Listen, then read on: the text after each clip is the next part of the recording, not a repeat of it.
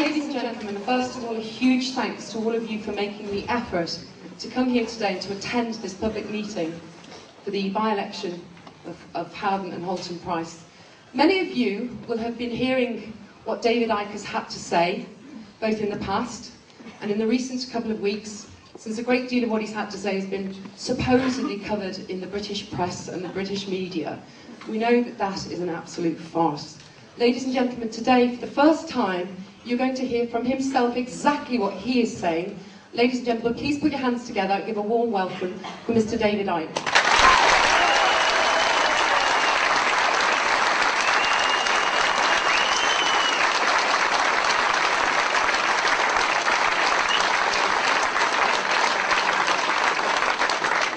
Thank you very much. The situations I get myself into, I'm watching the telly a few days ago and now I'm standing here. It's my life. You know? There's people here from the constituency where this election's taking place, and there's people I know have come from long distances who've been looking at my stuff for a while. So there's a mixture of, what's this madman talking about? And people who think, well, maybe it's not quite as mad as you think he is. This event today is going to be videoed. It is videoed at the back there, and it's going out on the internet for free in the next few days, and please send it everywhere you can so we can get this information out. And for people who watch this video around the world, just a quick bit of background. Short while ago, the Member of Parliament for this constituency, called David Davis, who was the Home Affairs spokesman for the opposition Conservative Party, resigned in protest at the Labour government bringing in the Big Brother state. And he's standing for re-election on the issue of Big Brother. That's where I came in. I was going to leave this election alone. I never stood for election before. I never stand for election again. Because it's on the Big Brother issue, I was interested. I was going to leave it alone had the Labour Party, the government party, stood against him. But they chose not to. They said this election was a farce. Now, when you put that through the translation unit, it reads, we'll say it's a farce so we don't have to stand, because if we do stand, we'll get slaughtered because people are sick of this Big Brother state. The third party, the Liberal Democrats, chose not to stand because they said they supported the stand of David Davis. And David Davis was saying he wanted a debate on the gathering Big Brother state in Britain. So I'm sitting there watching the telly, not that much more than a week ago, and I thought, okay, I'll give him a debate, because no one else seemed to be going to do it. So I stood for this election, not wanting to win. Oh my God. The thought of being an MP, I'll go all of a quiver, like, you know, this cold kind of thing goes down my spine. Not least because I don't want to enter that den of iniquity and corruption and mendacity, but also because increasingly, and this is a big part of the Big Brother state, it's irrelevant. 75–80% of the laws now originate in this country from the European Union, and a massive chunk of the rest, they don't even get debated in Parliament. They go in through things called standing orders or devolved powers. They're just introduced. Where does this one come from? Who decided it? Thousands of laws come in every year like that. No debate. Parliament's an irrelevance. Increasingly an irrelevance. But the reason I stood was because over the last nearly 20 years, I've been investigating full-time in now 45 countries an agenda to create, no, not a Big Brother state in Britain, a global Big Brother state in which Britain is part of it. And I wanted to widen the debate in this election from it's just the Labour government, authoritarian and arrogant, bringing in the Big Brother state. if only. And I wanted to point out nearly 20 years of research in book after book after book after book of great detail, source detail, predicting, not because I'm a prophet and I'm sitting in a darkened room smoking some weed, bringing it out of the ether, from hard journalistic research, because that's what I used to be, a journalist that was edited. Now I'm a journalist that not. There's a big difference. Pointing out what the agenda was and how they were going to manipulate, what techniques they were going to use to manipulate this agenda into place. The reason enormous numbers of people worldwide are now coming to my work suddenly over the last few years is very, very simple. What is in these books is now in our daily experience. And I wanted to bring this to this debate that David Davis said he wanted, so we could look at the bigger picture of Big Brother and not just the limited view where we are focusing on the oil rag and missing the engineer. We have not had that debate because he won't have it with me. I tried to go to his public meeting with Geldof, Bob Geldof, the other day. I was turned away at the door by this man. I had a ticket booked. It was all arranged. No problem. It's a public meeting. As long as you had a ticket, I had a ticket. And then this man who, kind of, this vision appeared out of the ether, reminding me immediately of a pound of lard with a shirt on, I remember, who was obviously been consuming large amounts of E-numbers, because this man was hyper, and told me suddenly, miraculously, abracadabra, it was now a private event. 30 seconds ago it was a public. What went on? What happened there? So I couldn't get in. So that is the background.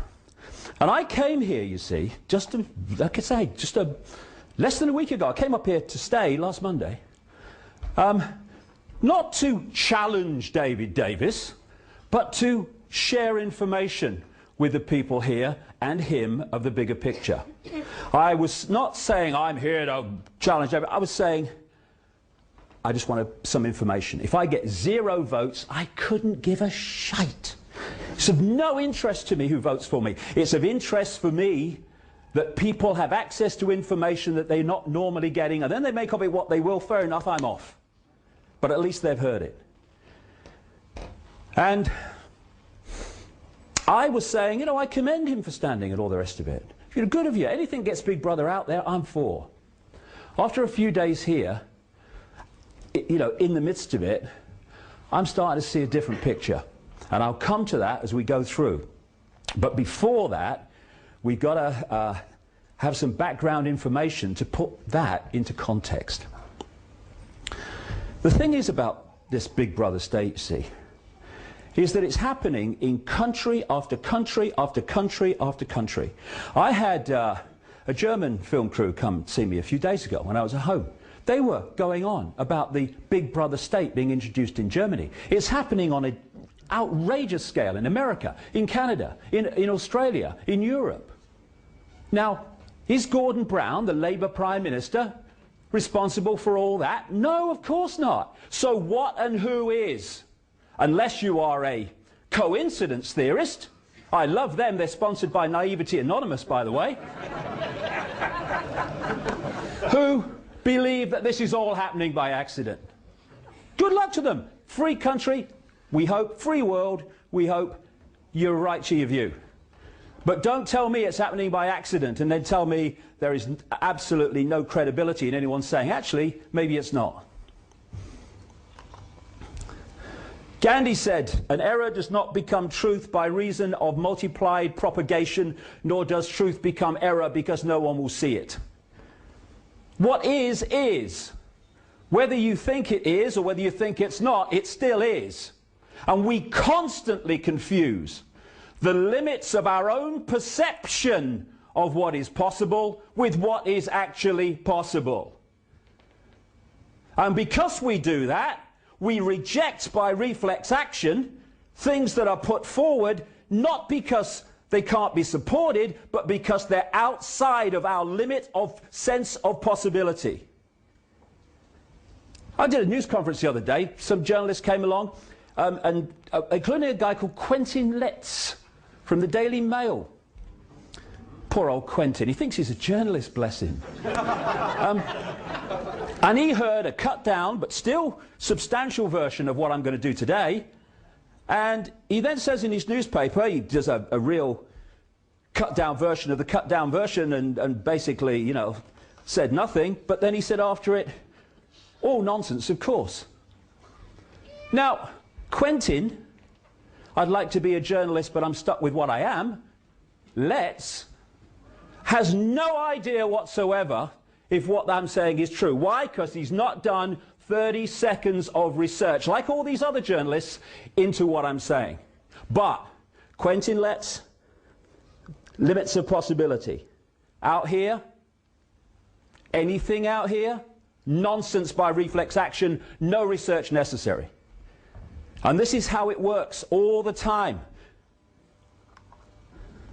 Gandhi again, even if you are in a minority of one, the truth is still the truth. And I am no longer in a minority of one. Nothing like it.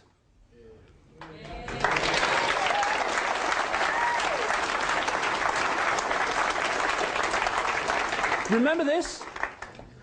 This is when, centuries ago, Quentin Letts and his ilk would have reported that anyone who said the earth was round was mad, because it's nonsense, of course. Because, as everyone knows that if it was not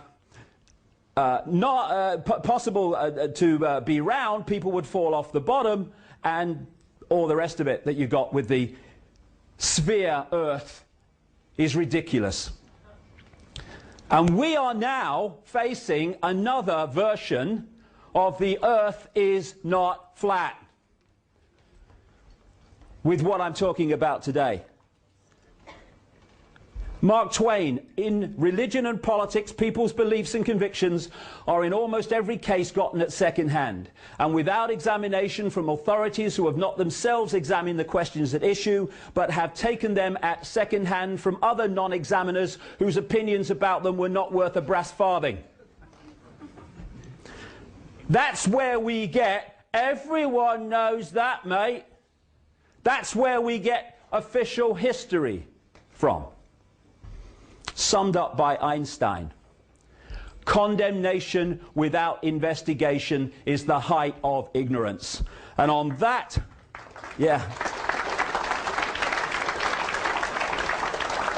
and on that criteria, we live in a world that is at the summit of Everest in terms of the height of ignorance.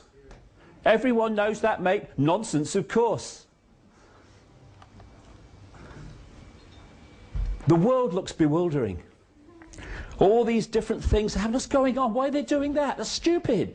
That's bureaucratic incompetence. What's happening? Why do they do that? It's ridiculous. They did it that way. It'd be much better. What's going on? And more people are saying and feeling more and more ill at ease with the world as it's changing around them. When we've got to the point of people being fined by the authorities for putting a card in their own car saying it's for sale. And when they park it in the street, they're being fined for trading in the street. When people are being fined for putting out their wheelie bin on the wrong day, we're talking about the fine detail of our lives that this has got into now. The key thing to start to understand the world we're actually looking at, as opposed to the one we think we are, is to connect the dots. There are many various and vastly different areas of our lives. Vastly different areas of politics and business and banking and all the rest of it. And left to themselves as dots, it's bewildering. I don't understand that. Why are they doing that? Why, all that stuff. But when you start to connect the dots, and that's what I've been doing for the last nearly 20 years, and to connect the dots you have to do enormous research on the dots themselves before you can start to connect them. It's an enormous work. That's why it's very difficult for people to see what's happening, because the amount of work it needs to actually uncover it. And as you connect the dots, the picture starts to appear. You start to see that organizations and people and events that appeared to be totally unconnected are actually fundamentally connected. And you start to realize and you start to see a clearer and clearer picture of what Big Brother really is and why. You start to see the elephant in the living room. You see, the difference between those who've not looked at this stuff and those that have is the difference between seeing that's why they're doing this and people saying they're doing this, I think, because what they're telling us they're doing it for. Once you connect the dots, you start to see the white bits between the words where the real information is. And this elephant in the living room is that there is a secret agenda going on in the shadows behind the people that appear to be in power. And this agenda, as I've been exposing, like I say, for nearly 2 decades, before anyone was talking about this stuff, that secret agenda is to create a global, centralized, fascist dictatorship, where they want to take the European Union, and are doing it at a rate of knots at this time, take that structure globally, and that's what you have in terms of the structure they want. Now, to hide the agenda and to justify its introduction, we have the movie, as I call it. This is the version of events that we are given through the mainstream media and from politicians and stuff, most of whom, the vast majority of whom, haven't got a clue what they're actually reporting. They just read autocue or take a government statement and regurgitate it and call it news and journalism. And so, if you want to centralize power in Europe, because you want that to be another layer, and I'll come to that in a minute, of this global fascist dictatorship, then that's the secret agenda. Within the movie, you say, no, it's just a tidying up exercise to make Europe more efficient. No, it's not the Constitution, it's a treaty. Even though it's exactly the same virtually as the Constitution, it's a treaty, so we don't need a referendum on it, so that people can say no. This is how it works. Secret agenda, movie provides the excuse for the agenda. This is the uniform, it seems to be all over the world, the dark suit. The dark suit. And these people are promoted, prime ministers, presidents, as being the leaders of the world, the people who are making the decisions. If anyone thinks Bush has been running America, I've got some seafront property in Switzerland you might like to look at. I've got a picture. The dark suits are the here today, gone tomorrow politicians who are the vehicles for introducing the agenda decided in the shadows, and those shadows people do not change, or at least those that control the shadow people do not change. As they say in America, those enormous numbers of people in America are now starting to understand this. They say, whoever you vote for, the government still gets in. And what they mean by that is those that control governments of any persuasion get in. In the shadows, this is where it's done. Look for the think tanks, which is a massive vehicle for this manipulation in the background. These people are cardboard cutouts. They do a job for a while. Some of them know they're doing a job in relation to the shadow people. Lots of them don't. They're just manipulated to bring in certain policies by the networks around them. I mean, have you met a lot of these people? You know, Not a lot of brain cell activity in some of these politicians, right? Piece of cake to use them to bring things through. What has Bush done for the last nearly 8 years? Signed things. Hasn't decided what's being signed, he's just bloody signed it. Now, because of people like me and other people all across the internet and through other means, books and stuff, and never mind that, daily experience now, it's becoming clearer and more obvious that there is an elite that is deciding the direction that this world and our lives is going. And one of those insiders on the peripheral of the inside, David Rothkopf, wrote this book recently. It's called Superclass. He is a scholar at the Carnegie Endowment for International Peace, a think tank in America that was exposed by a congressional investigation in the 50s by something called the Reese Committee.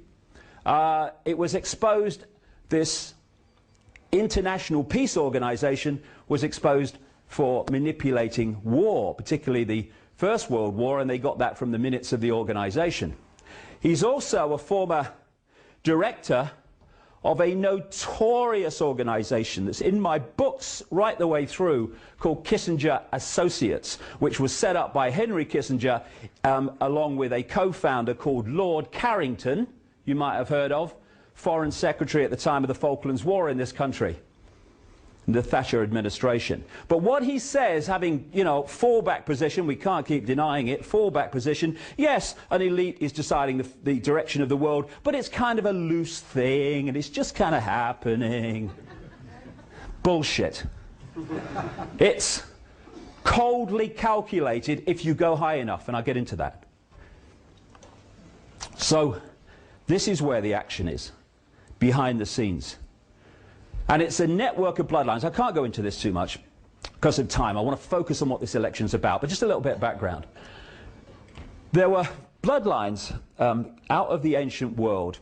They were the royal bloodlines. They were considered special and all the rest of it, that came out of the ancient world, which are overwhelmingly pulling the strings within this elite. Some of the ancient advanced civilizations, but particularly one keeps coming to light, what we once called Sumer, which historians call the cradle of civilization. I would question that, but that's what they say. And later it was called Babylon. Now this land is of great historical significance to this network of interbreeding bloodlines, and it is called today Iraq. Yes, the Iraq thing was about oil, but not only. Yes, it was about many things, but not only. But it was also about the historical significance of this land known as Mesopotamia, the land between two rivers, in terms of the people who were orchestrating the invasion of Iraq. And these bloodlines moved out, became the force behind the Roman Empire, moved up into Northern Europe, became the aristocracy and royal bloodlines of Europe. And when people started then, the people in general, started resisting this overt, in-your-face royal dictatorship, where they could see where the control was, these bloodlines started moving. Still some stayed in the official royal state, but most of them moved out of that into what I call the dark suit professions. This is why when you look at the genealogy of American presidents since Washington, which has been done by people like the Boston Historical Genealogical Society and stuff, the number of presidents that lock in to the royal and aristocratic establishment of Europe is staggering. In the land where anyone can become president. What's that? More bullshit. Thank you very much. The real expansion of this network came with what we called colonial rule, where the British Empire, what did they say? They said the sun never set on the British Empire, so big was it. But not just the British Empire, that was the prime one, mind. Also the French and others. And these bloodlines were exported all over the world. as these European powers colonized the world. And then we had this sleight of hand called independence for these former colonies. Now, there's two basic types of dictatorship. There's a dictatorship you can see, touch and taste. Communism, fascism, apartheid.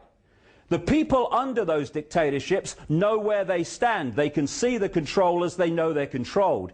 That kind of control has a finite life because people can see what the situation is. It might take some time, but eventually the desire for freedom in the human heart will rebel against that. The greatest form of dictatorship is a dictatorship you can't see, touch and taste, that goes under cover stories like democracy and freedom. And people will sit in one of those dictatorships forever until someone or something points out what the game is. It's in simple terms, symbolic terms, not even symbolic, it's how it is. It's sitting in a prison when you can't see the bars, where you think that you're free because you can put a cross on an irrelevant piece of paper every 4 or 5 years to elect in different masks on the same face to continue the same agenda the last lot did. We're free, honey. That is the greatest form of dictatorship, because people do not rebel against not being free when they think they are. And what happened at what we call independence for the former colonies is they moved from a dictatorship that the colonies could see, rule from Britain or whatever, to a covert dictatorship. What they did, they left the bloodline out there and the secret society network that manipulates the bloodline into power and its agents and gophers into power. And they've gone on controlling those countries ever since, while the people in those countries think they're free and their own government is in control. So what we have is like a transnational corporation, and the center of it, at operational level anyway, is in Europe. So a transnational corporation has a headquarters, and then it has subsidiaries in all the different countries. The headquarters dictates the policy which the subsidiaries then have to introduce and carry out. That's how this works.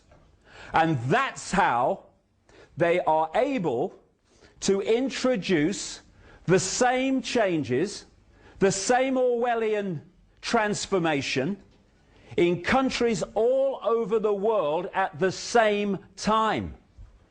Because these subsidiary networks of secret societies and semi-secret groups and other groups that interface between that and the public society, their role is to get control of their country's political system, economic system, media ownership system, and therefore move that country in line with the centrally dictated agenda. Now, this is what I wanted to talk about at this election. Not just, although it's important, DNA databases and surveillance cameras. That is one important, yes, but it's an expression of this agenda. It's not it. And if we get caught in that, then we're never going to stop the jackboots in dark suits from completing their agenda. And that's what it is, to enslave humanity globally in ways that I'll come to. So this network operates the secret agenda and then finds the excuses within the movie, our daily experience, to justify the agenda being introduced. And what they do, therefore, is manipulate both sides in the various situations they want to manipulate. Why? They want, symbolically, to know the outcome of the football match before the kickoff. They're not interested in states of flux and uncallable situations. They want to know what the score's going to be before the teams have left the dressing room. Now, if you control one side, you are going to influence the football match. You're not going to control the outcome. To control the outcome, you have to control both sides. And that's why, when you're investigating this, you don't just look at the fors or against something, which is in line with the agenda. You look at those who are on the other side of the debate, because they want to control the debate by controlling them, and by controlling the debate, they control the outcome. So, example, the Bush family and the Clinton family are supposed to be opposing each other politically, because one's a Democrat and one's a Republican. Why then, as I've exposed in my books, and people who knew them have exposed from their own experience, that these families are like that and go back a long, long time. During the Reagan-Father Bush administration, the Bush family and the Clinton family, Clinton was then governor of Arkansas, were running drugs, a massive operation, through somewhere called the Mena airstrip in Arkansas, which was part of the Iran-Contra thing. They go back a very long way. From 1980, when Reagan-Bush came in and Father Bush was the real president in terms of power, right through to now, in 2008, a Bush or a Clinton has been in the presidency. And they are two masks on the same face. The president is a puppet controlled by the forces that put him there, that funded him there with the cuckoo amounts of money they give. Cheney's more powerful in the White House than boy George Bush. Why? Because Cheney's higher in the hidden hierarchy. And this is the point. The higher you are in the hidden hierarchy doesn't translate necessarily to the hierarchy we see in the public arena with presidents and vice presidents. But the power hierarchy in the public arena does mirror the power hierarchy in the hidden agenda. This man has been president. This man's been running America. Our enemies are innovative and resourceful, and so are we. They never stop thinking about new ways to harm our country and our people, and neither do we.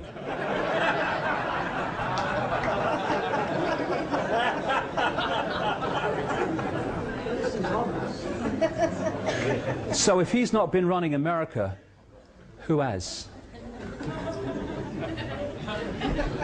And then, this is another way where the debate kind of diverts people.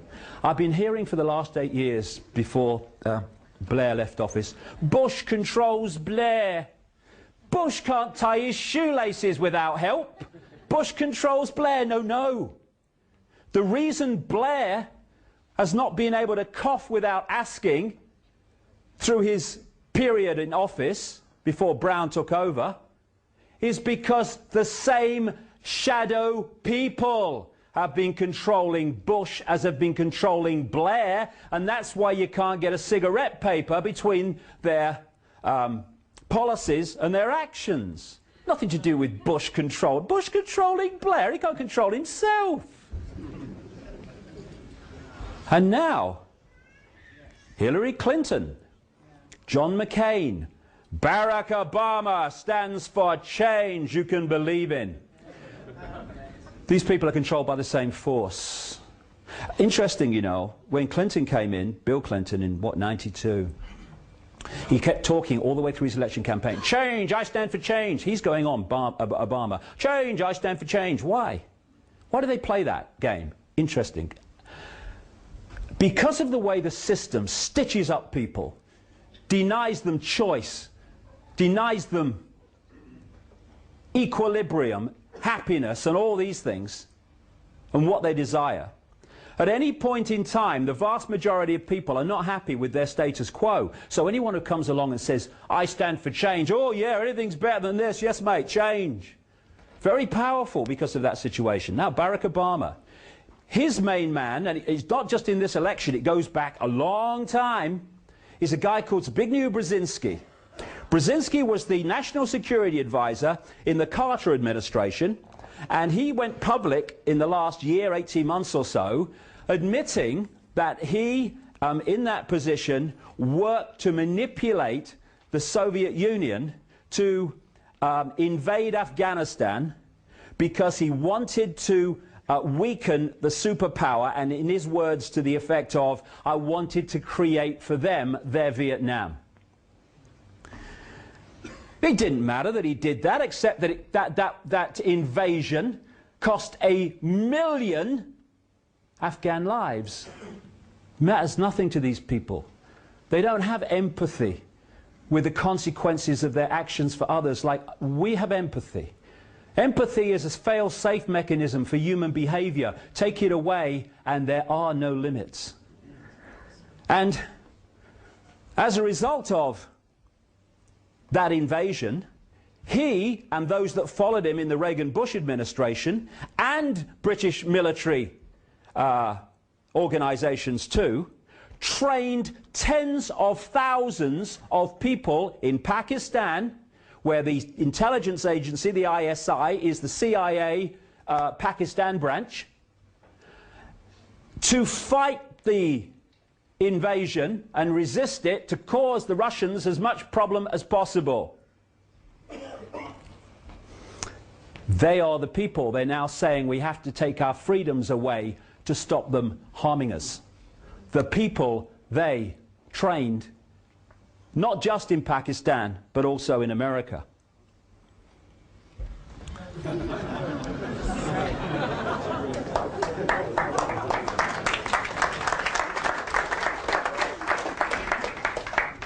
I'll say no more except this, about this. Well, I might, because got verbal diarrhea, but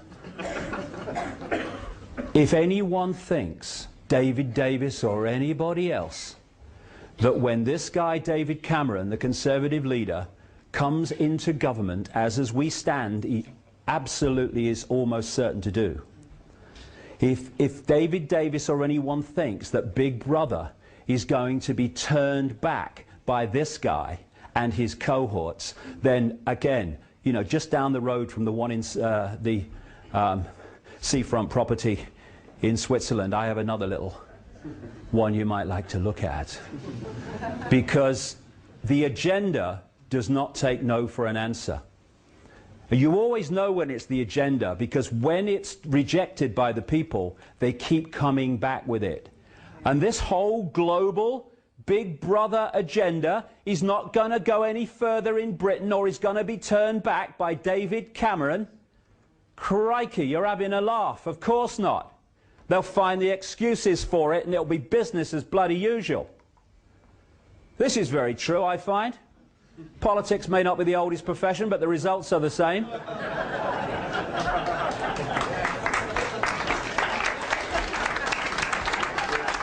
Now, people don't realize just how simple it is for these shadow groups, a group in the end, to manipulate who goes into government in a democracy. Piece of cake. This is how it's done. You might recognize this if you've followed politics in Britain for the last 20 or 30 years.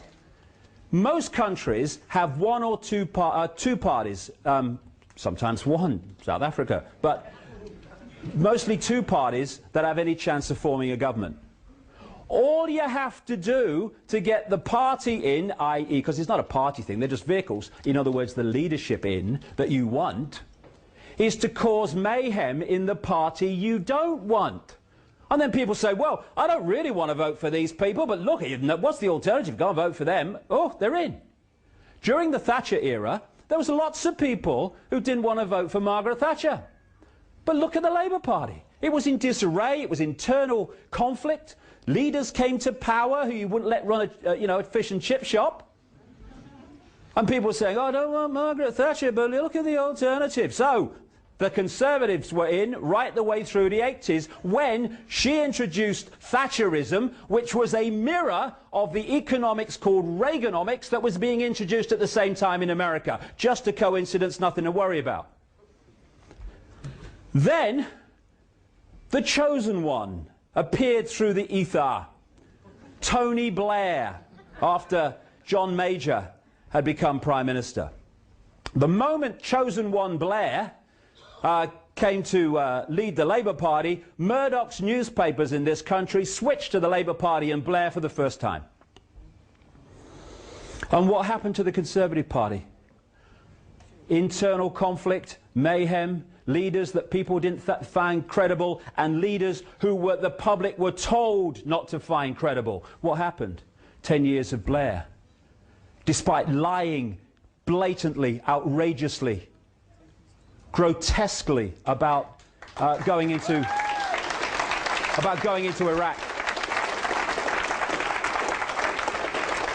And despite all that, he got in, what, 3 times? What were people saying? Well, I don't like Blair, but look at the alternative. And now Gordon Brown's come in to replace Blair without a vote. Blair stepped down. What's happening to Brown now? A systematic demolition of him and his party is happening. Why? Because Cameron is designed to come in with his cohorts to take the Big Brother state on a bit further. Sorry, David Davis, you're going to have to live with it. Unless we decide we're not going to live with it, because the power is with us, not them, if we only took it.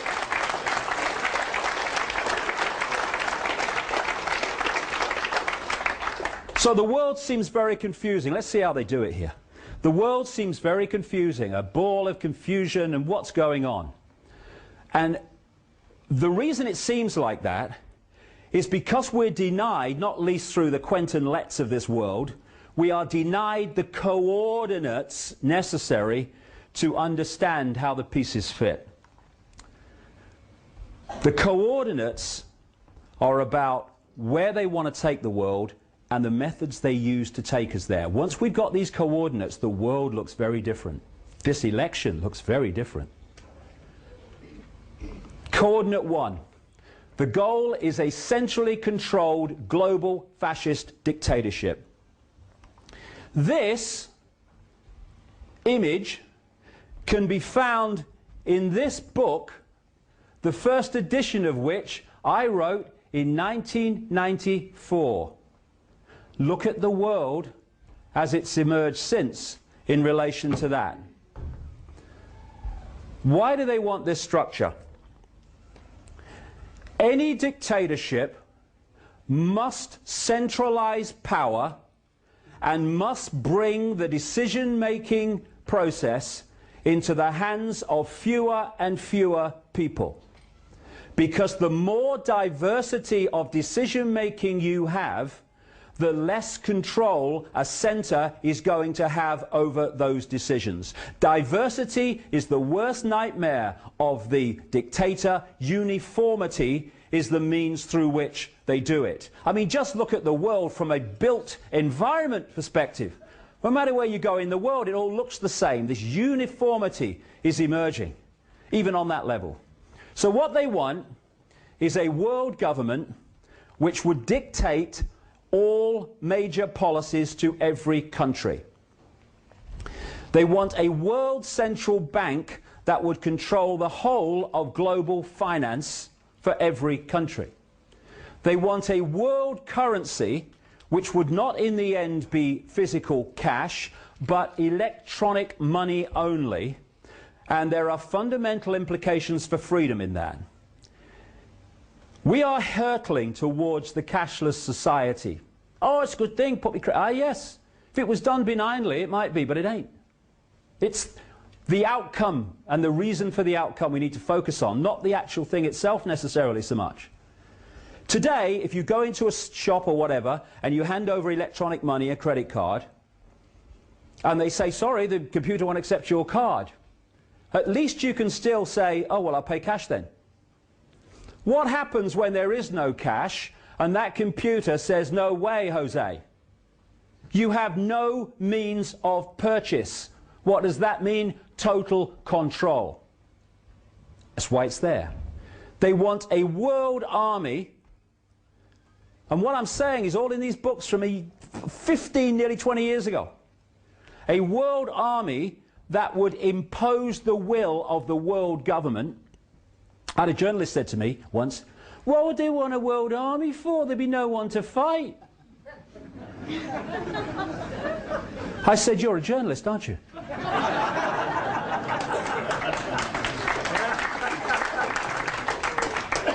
The people to fight would be any group, any nation that did not want to give over the total control of their lives to the decisions of the world government. And I say in these early books, watch for the development of a European army. This is what Sarkozy is suggesting now, the French leader. And watch for excuses being made for NATO troops to operate outside their official designated area of the North Atlantic. They're now in Afghanistan. And the idea is to fuse all that stuff with the UN peacekeeping force to create by stealth the world army. And they want a microchipped population connected to a global computer, and in the end, every child microchipped at birth as a matter of course. When I first said this 15, 20 years ago, people thought it was hilarious. Anyone who looks at what's happening in the world now has got the grin, as my mother used to say, on the other side of their face, because microchips are now being introduced and are being all the time encouraged for us to take them as a way of operating. They bring it in, first of all, through, microchip Fido, you'll never lose your dog again. And then microchip your child, you never lose your child again. Microchip yourself, you'll never lose yourself again. There you go. Under this, they want 4 superstates. The first one is the European Union, which is the most advanced, came out of the EEC, the Common Market, a free trade area, nothing to worry about. The American Union, which they are manipulating out of a free trade area called NAFTA, North American Free Trade Association. And the first step of that, and it's so close to becoming public, is something called the North American Union, Canada, Mexico and the United States, and they even have a name for the currency to replace the dollar. It's called the Amero. They want a Asia-Pacific Union, which they're now talking about, being evolved out of another free trade area. If it works, why change it? Called APEC, Asia-Pacific Economic Cooperation. And we already now have an ever more active African Union, which came out of the Organization of African Unity. That's what they want. And where are we? Down here. Try getting power over your life sitting under that edifice of bureaucratic control. ID cards, stepping stone. This is what they want. Microchipped people. I was, by the way, I said on the internet I was going to talk for an hour and a half. I ain't. I hope that's all right with you.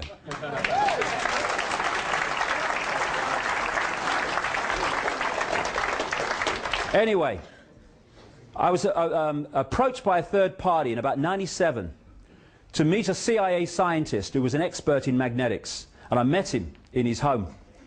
And he said he wanted to meet me because he wanted to get out what was going on, and he had no way of doing that for reasons that will become clear. He said that he joined the CIA to serve his country. Because of the way these organizations are compartmentalized, as I'll come to, most people in these organizations are not trying to follow this agenda at all. They're victims of it. So he told me many, many things. What had happened is he joined the CIA thinking he was serving his country, and when he got on the inside in these secret scientific projects which produced technology far and away beyond anything we see in the public arena, he realized that this agenda that I'm talking about today was happening, which he never had a clue about when he joined the CIA. And he resisted and refused to work with them. He said one day he left home and he has missing time, remembers nothing until he woke up on a medical type bench in a room, and as he got his faculties back, he found there was something stuck to his chest. And he was opening his shirt as he told me this story, and on his chest was a see-through, that's all I can describe it as, a see-through shampoo sachet type thing, and inside was this orangey golden liquid. These are known within the CIA as patches. Someone's been patched. And what had happened in that missing time period is that his body had been manipulated to need the drug in the patch to survive, and if he doesn't get it, he starts to die of agonizing death. He knows that's true because he resisted after he was patched, and he found out they weren't kidding. These patches have to be replaced every 72 hours, and if they're not replaced, goodbye to him. So he's got children. I met them. He doesn't want to die. So what does he do? He serves the agenda, because he hasn't got a choice, he feels, except to die. And this man said this to me after telling me so much other stuff. Tell people, if they say no to just one thing, say no to the microchip. Because he said even those that are becoming aware of it, and this is way back, this is like I say 97, and some were, most weren't, think it's about electronic tagging, and on one level he said it is. He said, but the real reason for microchipping is because once you've got a microchip inside you, you can be electronically connected to a computer system that can manipulate you physically, take you out from a distance, that can manipulate you emotionally, because the body's an electrochemical entity. You get hold of the body, access the body chemically or electrically, you can do mayhem. And when we feel emotion or think, it is an electrochemical process. So if you get a microchip inside you manipulating that process, they can manipulate the way you think. As he said, they can make people aggressive, they can make people docile, either as an individual or en masse. You basically become a robot, he was saying. Say no to the microchip. And this, I've really heard David Davis talk too much about this. Maybe I missed it. It's what Orwell's 1984 was talking about. I even named the microchips called the very chip, although this is one of the less sophisticated ones that they're introducing in parts of situations in America. The CIA scientists told me in 1997, when no one was talking about nanotechnology, that the microchips outside of the public arena in the secret projects were so small they can be inserted in a hypodermic needle during vaccination programs. And of course the people giving the vaccination have no idea that that's the case. This is a UPI mainstream media report. The Department of Health and Human Services said Thursday that it was about to begin testing a new technology designed to help more closely monitor and assist the nation's homeless population. Under the pilot program, which grew out of a series of policy academies held in the last 2 years, homeless people in participating cities will be implanted with mandatory radio frequency identification tags that social workers and police can use to track their movements. This is now, not sometime over the rainbow. Data from these tracking stations mounted on telephone poles will be transmitted to police and social service workers who will use custom Windows NT software to track movements of the homeless in real time. In what has become a chronic social problem, people living in shelters and on the streets do not seek adequate medical care. And frequently contribute, this is the key, and frequently contribute to the rising crime in major cities. You're homeless, you're a criminal, says so here. Supporters of subdermal tracking say the technology will discourage implanted homeless men and women from committing crimes while making it easier for the government to help them, all that stuff. That's now. And these are some headlines, recent headlines I took from the internet about microchipping in mainstream media. Would a microchip keep your child safe? In those books I say what they're going to do is they're going to sell it on one level by saying it'll keep your child safe. It's now in the headlines all these years later. Metropolitan police officers to be microchipped by top brass in Big Brother style tracking scheme. Wouldn't you feel really comfortable and nice and safe if you knew that your local policeman was microchipped by microchips that can affect them emotionally and physically and mentally? I mean, wouldn't that make you feel good? Microchip tagging for convicts. Oh, well, we got so many problems with the prisons, they're all full. What can we do? Oh, I know, we can microchip them. Mexican officials and police microchips is one after the other now. And, you know, I found that on the internet. I think that sums it up, really. That's where we are.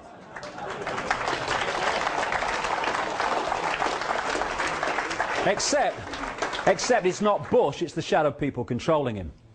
Coordinate 2. The biggest terrorists are in government.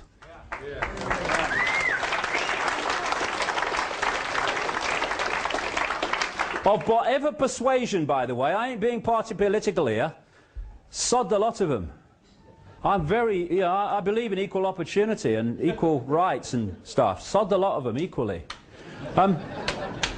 The terrorists, even those that we're told were terrorist events from external terrorists, when the evidence often points to the fact that it was not that at all, except that they were the front for it, they can kill horrendously a few thousand people at maximum, or they can, like 9/11 and that stuff, or they can kill fewer in other events. Horrific, horrible, etc. Yes, but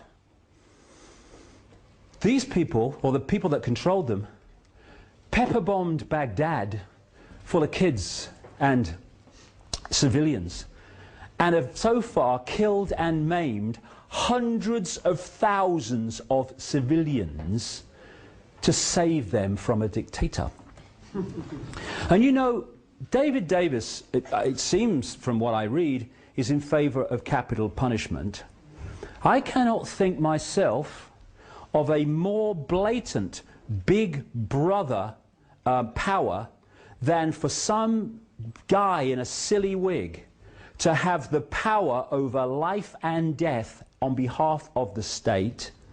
And I just wonder, because David Davis voted for the invasion of Iraq, I just wonder if those children and civilians, as they were pepper-bombed in Baghdad, might just have thought that Big Brother might have arrived. But no, it's just about surveillance cameras and DNA databases. Oxford Concise Dictionary, definition of terrorist: one who favours or uses terror-inspiring methods of governing or coercing government or community, hence terrorism. I rest my case. Coordinate 3. How the few can control the many by using the many to control themselves. Pyramid power. If you think of Russian dolls, one doll inside a bigger doll inside a bigger doll. Now think of pyramids. Small pyramid inside a bigger pyramid inside a bigger pyramid until there's one that encapsulates all of them. If you look at any organization today, a government, a university, a corporation, anything, a school, they're all structured as pyramids. The vast majority of people that work for those organizations work in the lower reaches of the pyramid, where most of the people in any organization are. But when you get to the top of the pyramid, you find a tiny few people, and they're the only people that know how all the different contributions of others within the pyramid fit together to form anything but an innocent picture. It's called, in the CIA and organizations like that, compartmentalization. So there's people all over the pyramids in government. People say, it's the government. Well, the government's a big thing. No, no. It's that which controls the government. There's people all over the pyramids who, they're not trying to manipulate anybody. 90-odd% of them. They're just trying to earn a living, look after their family, have a nice holiday and all that stuff. But they don't know how their contribution fits with them and them and them. Only the ones at the top know that.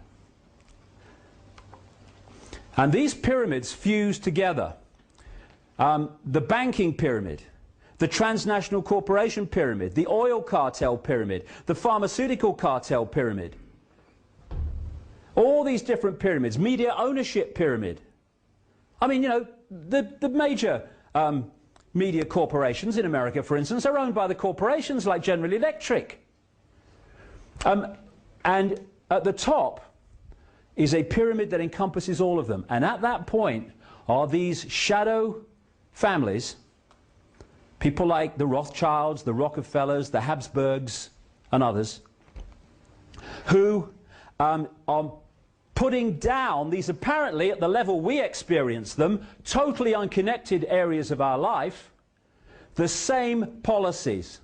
And what those policies are, in its foundation form anyway, in their foundation form, is centralization of power in every area of our lives.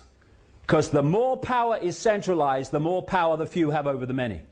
So you go into a bank, you hand over a check to the person behind the counter. They don't know what's happening in the bank manager's office and what's being decided. He don't know what's happening at the next level. They don't want to accept the next level.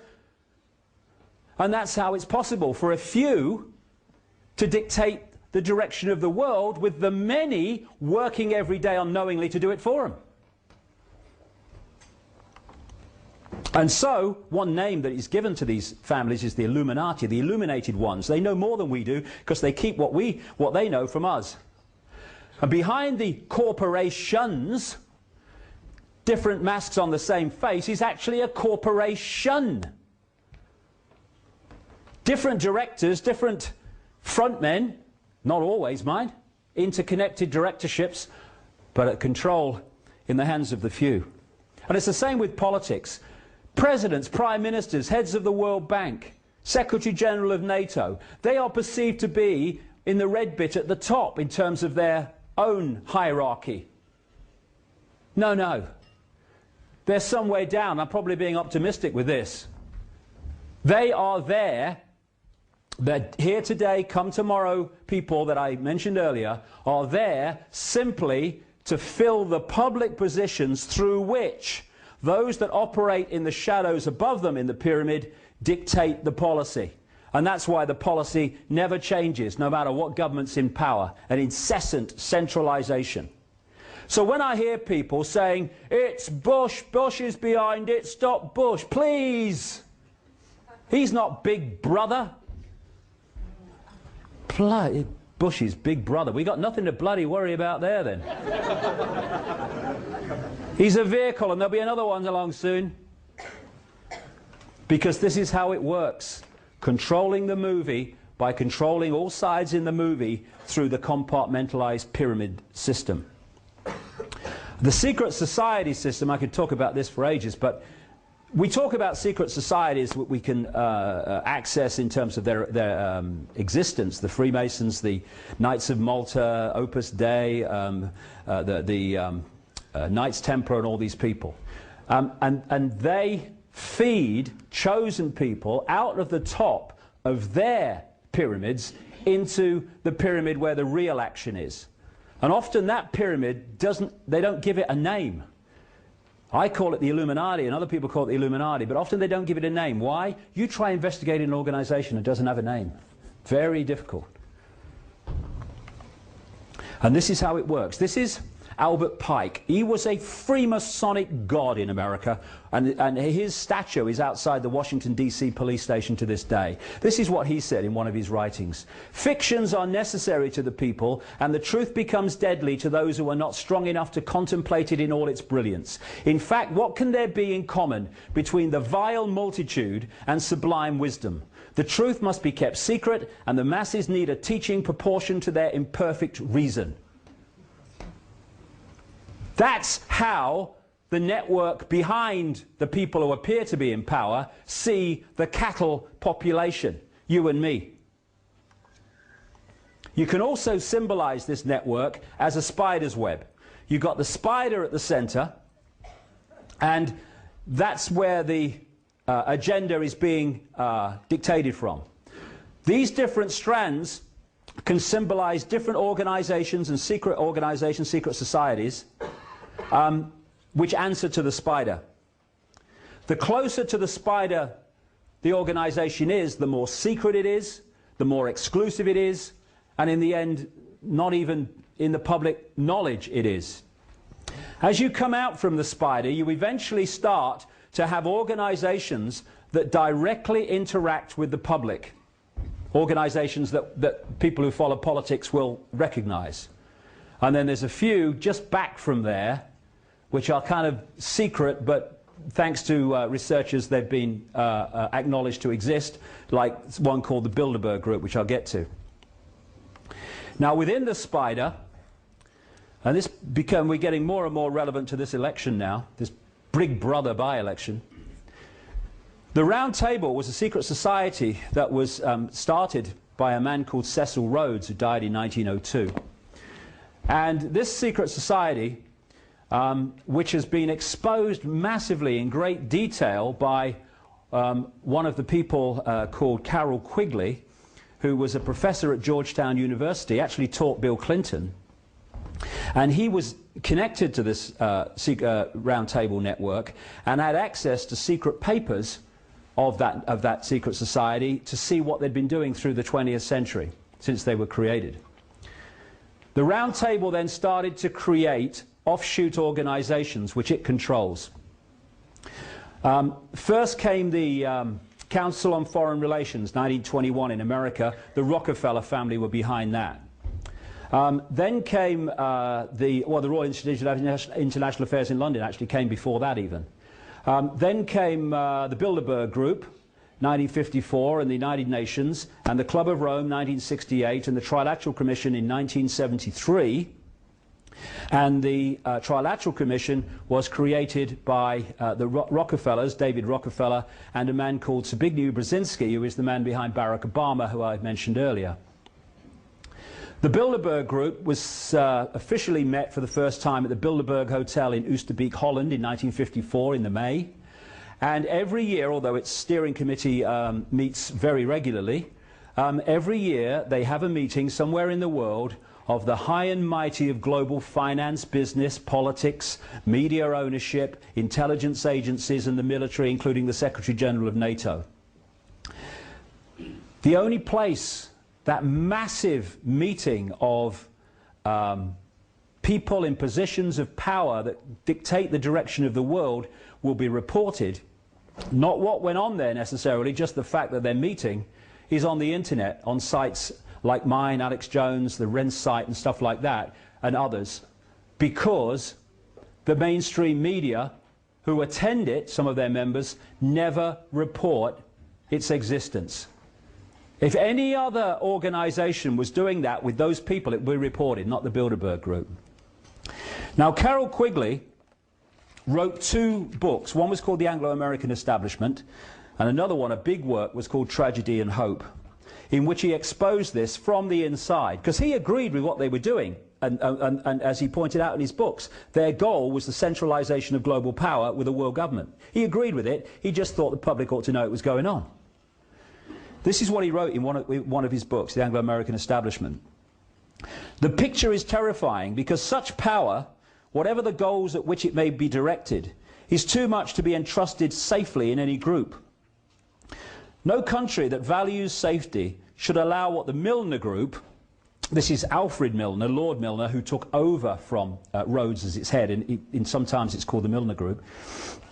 The Milner Group accomplished, that is, that a small number of men would be able to wield such power in administration and politics, should be given almost complete control over the publication of documents relating to their actions, should be able to exercise such influence over the avenues of information that create public opinion, and should be able to monopolize so completely the writing and teaching of the history of their own period.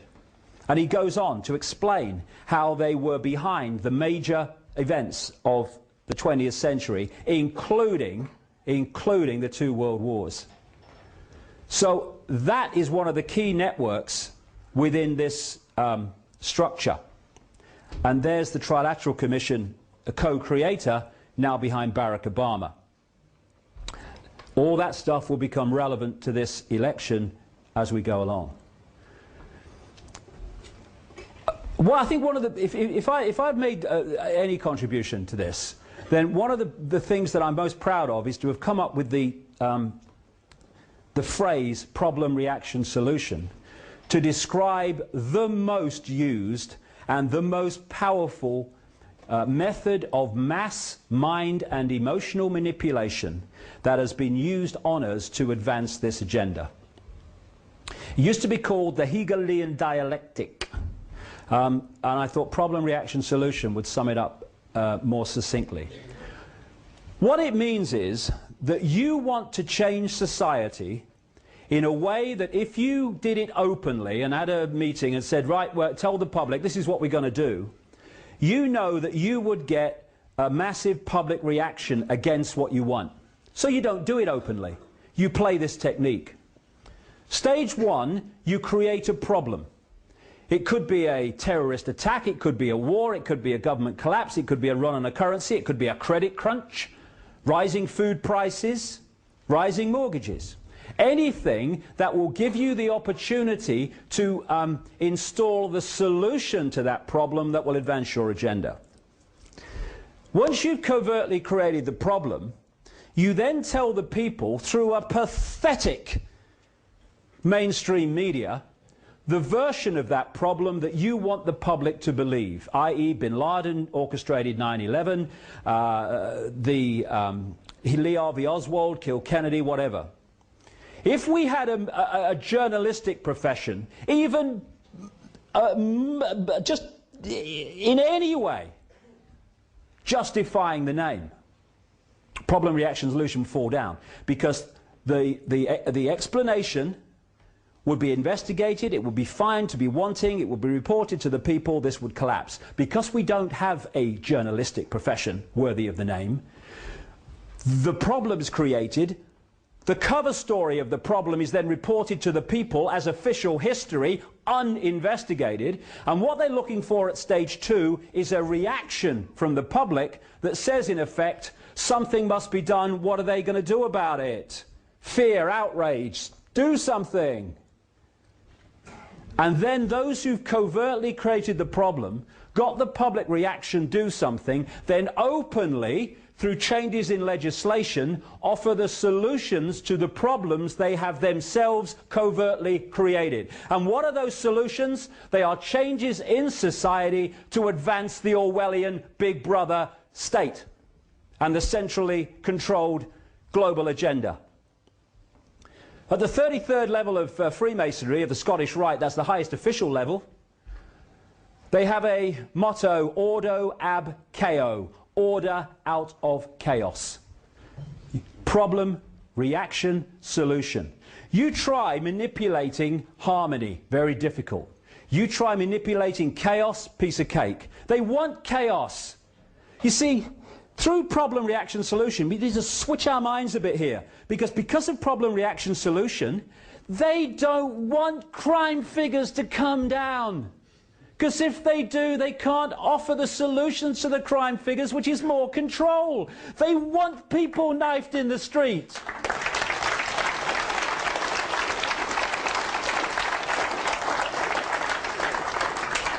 They want problems with food, because then they can offer the solution of genetically modified food, which they're doing, this government now, even though the people have rejected it overwhelmingly. They want the problems. They have to have them, or they can't offer the solutions.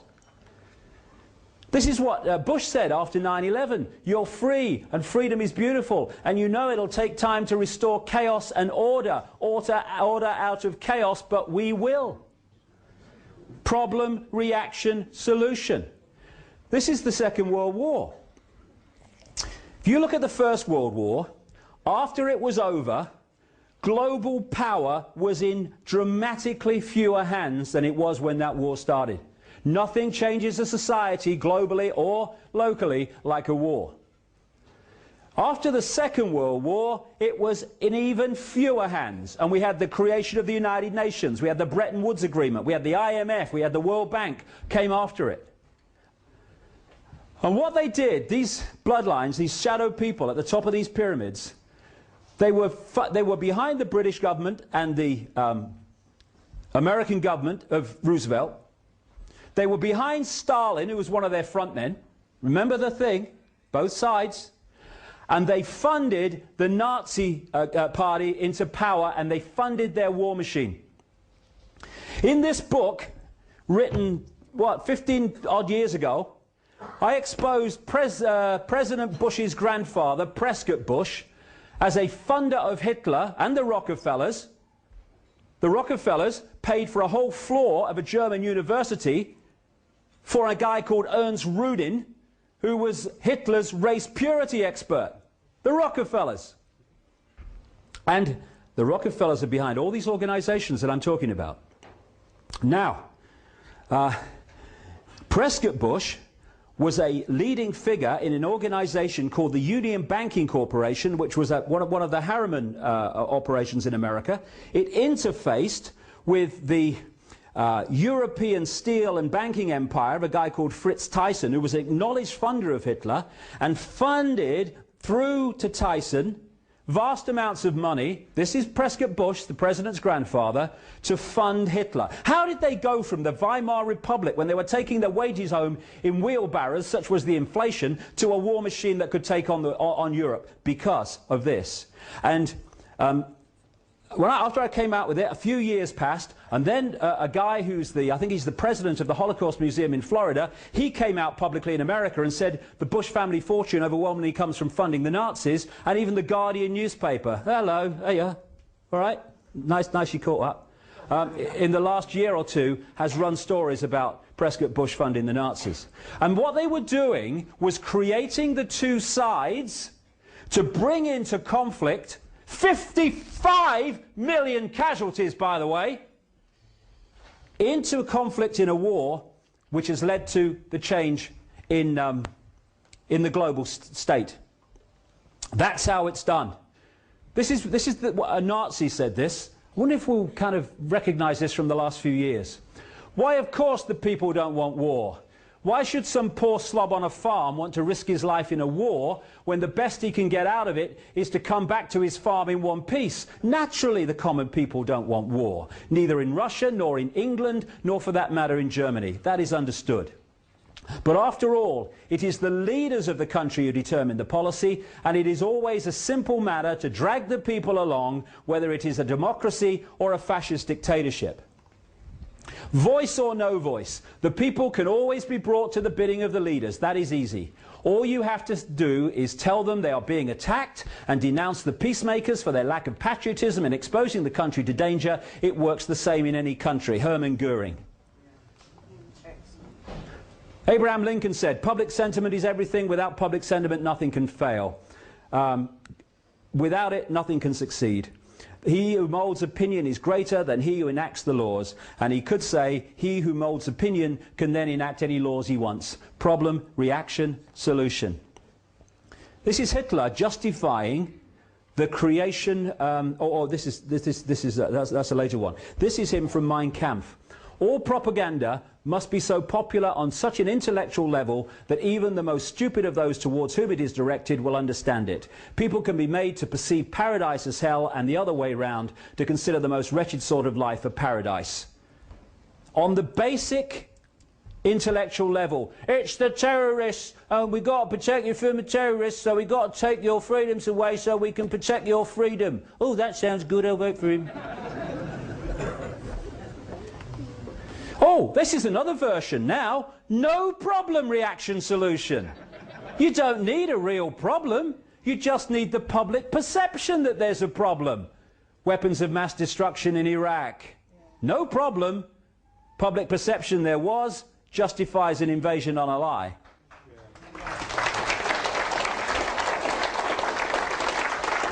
I love this one.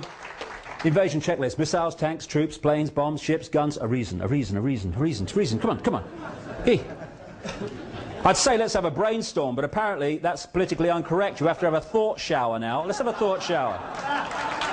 True. Bloody true. And because the same people are creating the problem to offer the solution, the same people come up with the problem as well as with the solution. It's kind of strange. This is a picture from 1983 of Donald Rumsfeld meeting Saddam Hussein on behalf of the Reagan-Father Bush administration. And what was he doing? Hello, Sad, nice to meet you, mate. What he was doing was arranging the shipment of chemical and biological weapons from American corporations to Baghdad to be used against the Iranians in the Iraq-Iranian war. Don't take my word for it. In 2002, State Department documents in America came to light, and this is a mainstream newspaper report of what they said. Donald Rumsfeld, the US Defense Secretary, and one of the most strident critics of Saddam Hussein, met the Iraqi president in 1983 to ease the way for US companies to sell biological and chemical weapons, including anthrax and bubonic plague cultures, according to newly classified US government documents. When he becomes defense secretary, he's using this. He used chemical weapons against the Kurds. Yes, which you gave him. Problem, reaction, solution. That's how it works. He was on the board of a European engineering giant called ABB in 2000. And at the time he was on the board, ABB sold nuclear technology to North Korea. When he became defense secretary, he condemned North Korea for having nuclear technology. And these stories, I can't go on about it all day, these stories I could list forever. Problem, reaction, solution. Like I say, we rejected GM food, now we've got a rising food prices and a food crisis, as they say, and now this government is saying GM food could be a solution. And because, like I say, when it's the agenda, they never take no for an answer, and they'll keep bringing it back and keep bringing it back, just like they are with the treaty, which is the constitution in Europe. Then, alongside problem, reaction, solution, comes the totalitarian tiptoe, as I call it. This works like this. You know you're going there from the start.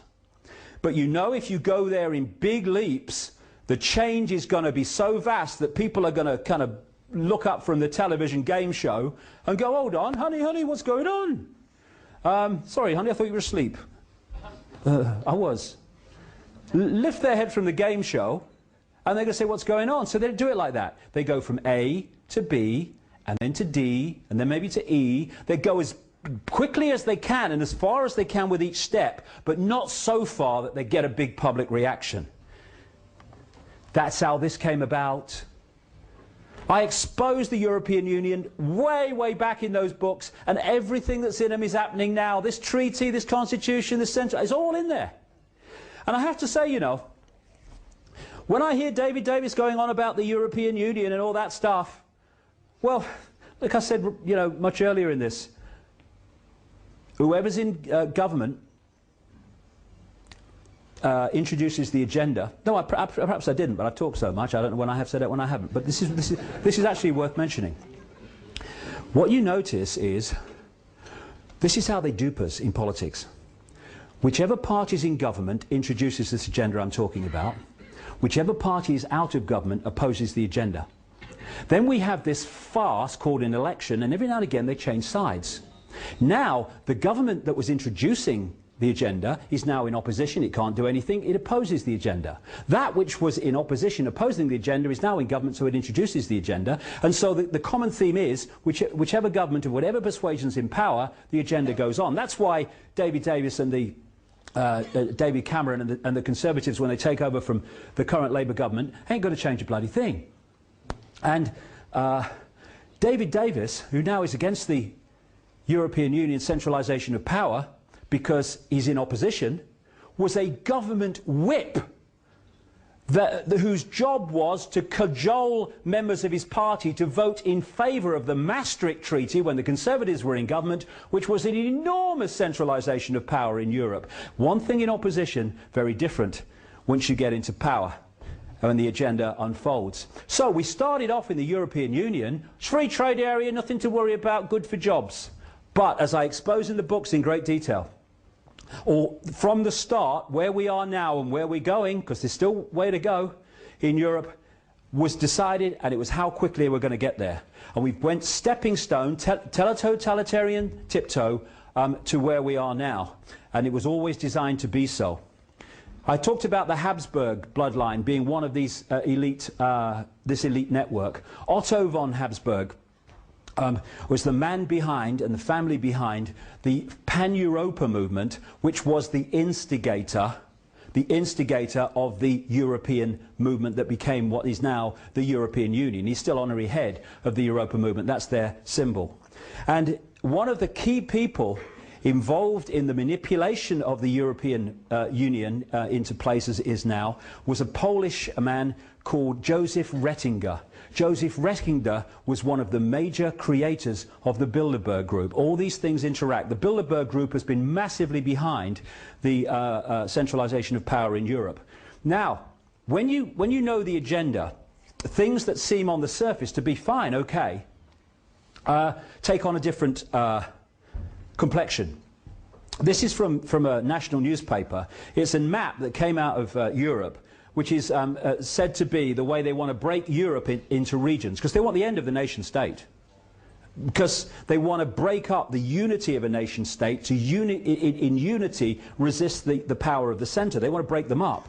So when you hear, for instance, that they are, as they have devolved power to a Scottish Parliament and a Welsh Parliament, and if you remember, they tried to get English regions as well, but they couldn't quite get that through. That's the agenda. They'll come back to that, you watch.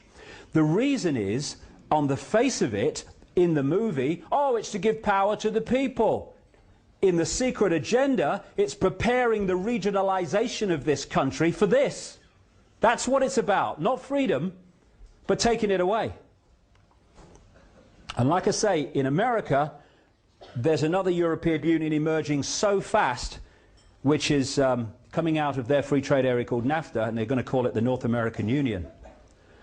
So this is what they want, and nation states will be removed in a Europe of the regions. Now, globalization is exactly what I have been warning about in terms of the centralized Orwellian agenda all this last nearly 20 years. And I do cringe and shake my head when I see people, often of the left in politics, saying what I'm saying about a global agenda for a centralized fascist state is a nonsense. And then I see them pick up their banners and go, stop globalization, stop globalization. What do they think globalization is? It is the incessant centralization of power in every area of our lives. It's the agenda I've been warning about all this time unfolding before us. And this is a massive part that I'm talking about here in the last like 20 minutes of Big Brother. It ain't just surveillance cameras and DNA databases. It's all of this combined. And the Labour government in Britain is orchestrating it all globally, please. And this is what I came here to stand in this election to have a platform to talk about. He doesn't want to talk about it, David Davis. Let's sort out England first, he said to one of someone who asked him a question about it. Well, you ain't going to sort out England, the subsidiary, or one of them, until you sort out the headquarters, where it's coming from. So we have all these protests against the very organisations that this network has set up to centralise power, including the World Trade Organization. What is that? It's been, again, in my books going way back. When it was called the GATT negotiations, it was in my books, and then became the World Trade Organization. It has the power to impose massive fines on any country that breaks the trading laws of the World Trade Organization to defend its own economy. Simple thing. If you want to control someone, you must make them dependent upon powers they have no control over. Once people have control over things that affect their lives, they are in control of their own lives. Once they are in the hands of forces they have no control over, they have lost control of their own lives. And that's why we're having the centralization of power, taking decision-making away from the sphere of influence of people affected by those decisions. The idea is to tie up every nation and every area of the world with codependency on some other part of the world, so that no part of the world has the independence to decide their own destiny. It literally is like getting caught in a spider's web. How appropriate is that? That's what outsourcing, as they call it in America, is. taking jobs and stuff into India and other places. And British companies buying up foreign companies buying up our basic needs like electricity and gas and water. That's what it's about. Taking control over our lives to a point where we have no influence. This is Big Brother.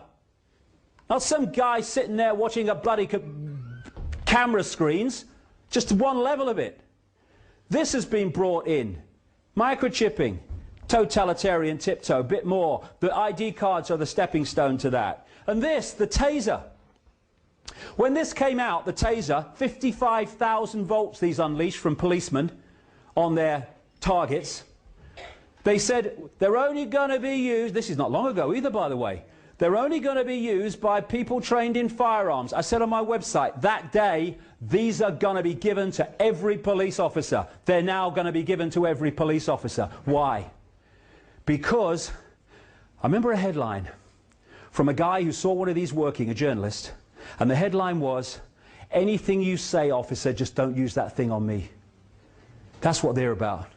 You've got some brain donor in a uniform who hasn't got two brain cells to rub together. They're not all like that. There are many honourable exceptions, but some are. And you give them 55,000 volts they can legally unleash against you. Big Brother, bloody hell. I saw this. Fascism. You really think it's going to be this obvious? It's being brought in covertly, but it's reached the point where increasingly it is becoming that obvious. The secret agenda and the movie justifying the agenda is what this Big Brother debate in this by-election ought to be about, but it's not. Now, this may not seem, this next little section here, that it relates to this by-election, but it bloody well does. No need for prophecy. It's written down. In the year 2000, in America, an organization set up in the 90s by the people who controlled and control the Bush administration this last 8 years was set up. It was called the Project for the New American Century. And it was created by people who have since become known as neocons or neoconservatives. September 2000 they published this, and it was called Rebuilding America's Defenses, Strategies, Forces and Resources for a New Century. This is what it said. I'll come to that. These are three main people who were in the creation of the Project for the New American Century. Dick Cheney, Vice President, more power than the President. Donald Rumsfeld, Defense Secretary at the time of 9/11 and the invasion of Iraq. Paul Wolfowitz, Defense Deputy Secretary at the same time. These are some of the other neocons.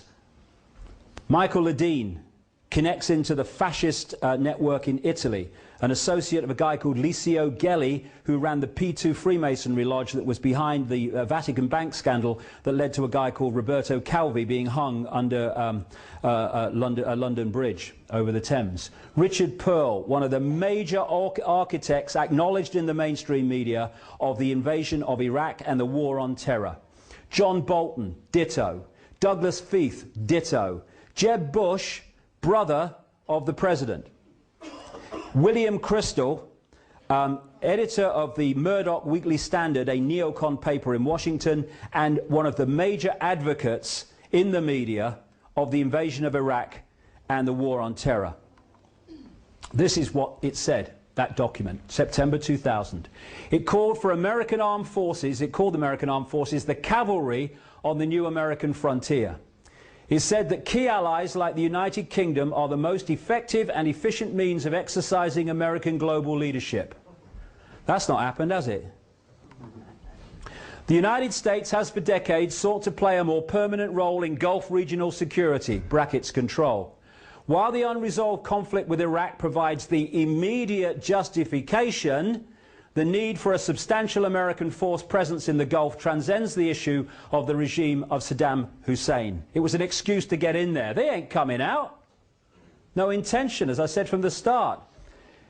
It called for a blueprint for maintaining global US preeminence, in other words, the shadow network's preeminence through America, and shaping the international security order in line with America's principles and interests, see before. This American grand strategy must be advanced as far into the future as possible, and the US must fight and decisively win multiple simultaneous major theatre wars as a core mission. September 2000. Look what's happened since. It says that peacekeeping missions demand American political leadership rather than that of the United Nations. Happened. It highlights North Korea, Syria, Iran and Libya as dangerous regimes, target for takeover or control, and says their existence justifies the creation of a worldwide command and control system, World Army. This man, David Frum, who is a scholar of an organization called the American Enterprise Institute, which is a neocon operation that fits like that into the project for the new American century, was the man who wrote the famous State of the Union speech for Bush, I think it was in 2002, in which he said that there was an axis of evil that had to be targeted. What was that axis of evil? Iraq, Iran, North Korea, straight off the pages of the Project for the New American Century document. It spotlights China for regime change. This is where it's leading. They want a conflict with China for a massive global problem which will bring in the global solution, the world government and the world army, to stop it ever happening again, even though they created it in the first place. I've been talking about this now since the mid-1990s, the China thing, and in 2000 they come out and actually say it. It is time for the presence of American forces in Southeast Asia, it says. This could lead to American and Allied power providing the spur to the process of democratization in China.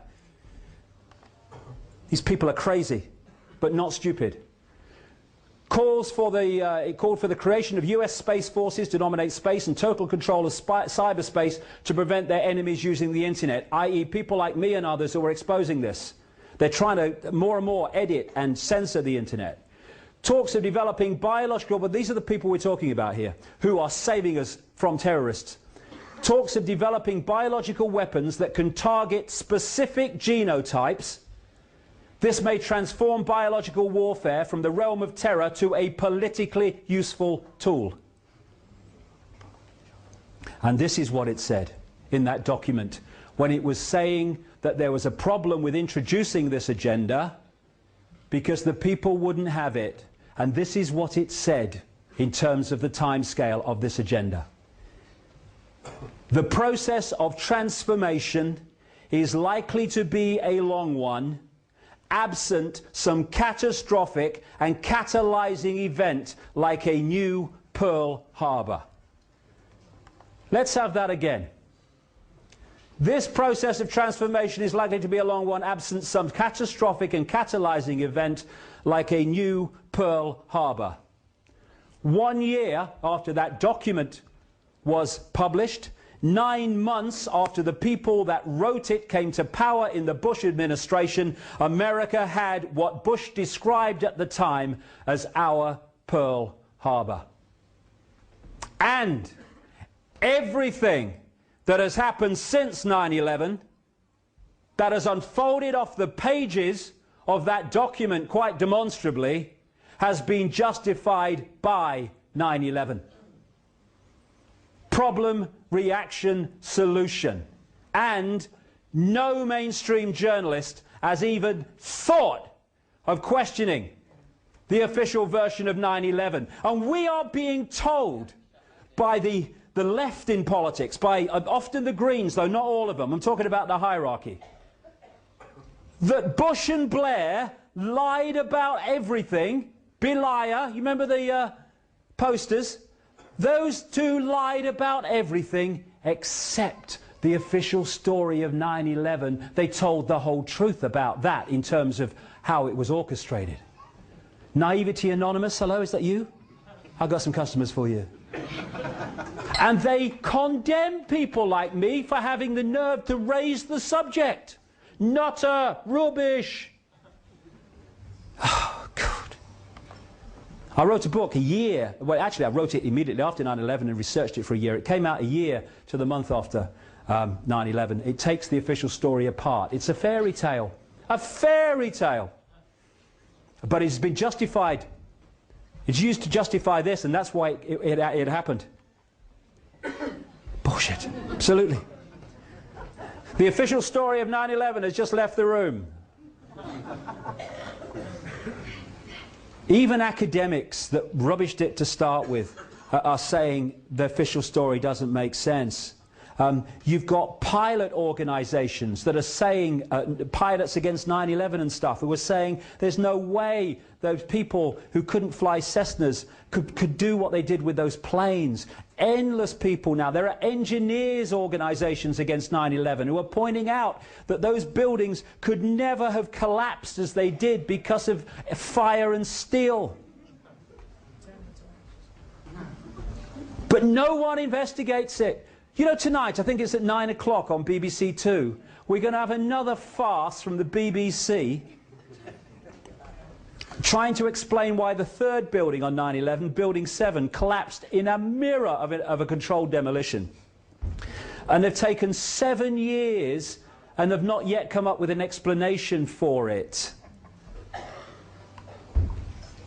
And as a result of 9/11, Cheney said it's going to be a long, dirty war against the terrorists. What about a war on terrorism? What does that have that wars between countries don't have? It doesn't have an end that you can point to and say it's over. How do you know when a war on terrorism is over? You don't. That's the idea. That's why they've gone for this. And these are the people protecting us from terrorism. This is John Negroponte, the UN ambassador who was arguing in the UN for the invasion of Iraq. And this is what John Pilger wrote in the New Statesman magazine. How appropriate that John Negroponte is Bush's ambassador at the United Nations. This week he delivered America's threat to the world that it may require to attack more and more countries. As US ambassador to Honduras in the early 1980s, Negroponte oversaw American funding of the regime's death squads, known as Battalion 316, that wiped out the democratic opposition while the CIA ran its Contra war of terror against the neighboring Nicaragua. Murdering teachers and slitting the throats of midwives were a speciality. What did Negroponte go on to be? The man who was the head of US operations in Iraq after the invasion and then head of the whole of US intelligence for a while. These are the people protecting us from terrorists. These are the people that operate here and provide the excuses here. We must get bin Laden. Oh, really? Oh, yeah. Well, why haven't they got bin Laden? They've got satellite technology that can read your number plate from space. Oh, I've got the number plate, mate. I can't see it. He ain't got a beard. He ain't got a beard. Can't find bin Laden. This is from a Newsnight documentary. For people watching this on the internet, it's a current affairs program in Britain. A guy called Greg Palast is an American journalist, and as journalists go, he's well ahead of your normal mainstream journalist. He said in Saudi Arabia, this is a quote that was from Michael Springman, US consulate in Jeddah, Saudi Arabia, that was on the program. He was in that position when Father Bush was president. In Saudi Arabia, I was repeatedly ordered by high-level State Department officials to issue visas to unqualified applicants. These were essentially people who had no ties either to Saudi Arabia or to their own country. I complained bitterly at the time there.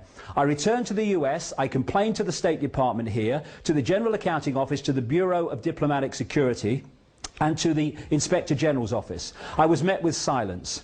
What I was protesting was, in reality, an effort to bring recruits rounded up by Osama bin Laden to the US for terrorist training by the CIA. They would then be returned to Afghanistan to fight against the then Soviets, which I mentioned earlier. And this is Palast on the same document or the same report on the program. I received a phone call from a high-placed member of a US intelligence agency. He tells me that while there's always been constraints on investigating Saudis, under George Bush it's gotten much worse. After the elections, the agencies were told to back off investigating the bin Ladens and Saudi royals, and that angered agents. Why? Because the Bush family were connected into the bin Laden family in ways I describe in my books, and it was one of those to create the war on terror. This is the late Robin Cook, just before he died, throughout he was one-time Foreign Secretary in Britain. Throughout the 1980s, bin Laden was armed by the CIA and funded by the Saudis to wage jihad against the Russian occupation of Afghanistan. Al-Qaeda, literally the database, was originally the computer file of the thousands of mujahideen who were recruited and trained with the help of the CIA to defeat the Russians. As I said earlier, in other words, they were creating the terrorists to frighten the people with, to justify the introduction of the Big Brother state. David Davis, Shami Chakrabarti of Liberty, wake the hell up, because they don't want to know about this.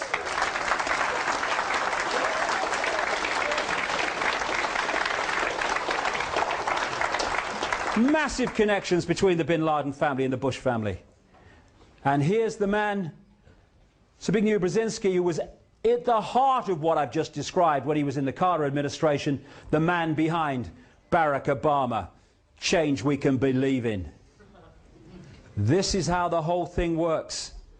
One force controlling both sides to create a movie to manipulate public opinion to accept changes in society that lead to the Orwellian state. Fear. Fear, the four-letter word that controls the world. Once you get people in fear, they will look outside of themselves for people or organizations to protect them from what they have been manipulated to fear. Fear is the greatest of all mass mind manipulation techniques. Because of fear, we have this introduced, justified by what I've been talking about. This is a poster from Germany in 1934. That's a poster from London today. And this is from Sheffield. Somebody in Sheffield sent me this. This is from Sheffield bus station. Every bus, tram, oh no, let's start from the top. Spit and run, you'll still get caught. DNA. Ooh, aye. Every bus, tram and interchange has DNA testing kits. Spit at the staff and you can be traced and prosecuted, even if we don't know what you look like. And your records will be on the National DNA database forever. We're free, honey. I love it. Did he spit? Get the DNA tested. What are you talking about? Here we go. Help me find and kill the terrorists. Tell on your neighbours. Tell on your friends. Tell on your family. Hey, there's some meeting going on at that Willoughby Manor Hotel. I think, I don't know what's going on here. I think we better get over here quick. Yeah, you might bloody learn something. Get over.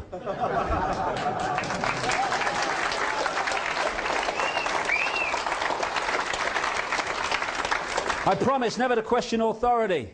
I promise never to bring up my rights. Stop asking questions. They'll all want to do it. Quiet! Shut up! But you can have free speech. There you go. No problem. Free speech zones. What's that about? Free speech zones. You cannot say what you want here, but you can say it there. I've got a uniform on, so I've got a brain. The internet is fantastic for spreading information, but they're trying to edit that and censor that, as I say, because that's a bad side of the internet for them. But the internet's magnificent if you want to track people and track what they're doing and stuff. This is being justified in the same way. And this is Hitler. I was going to say this earlier, but it's come later.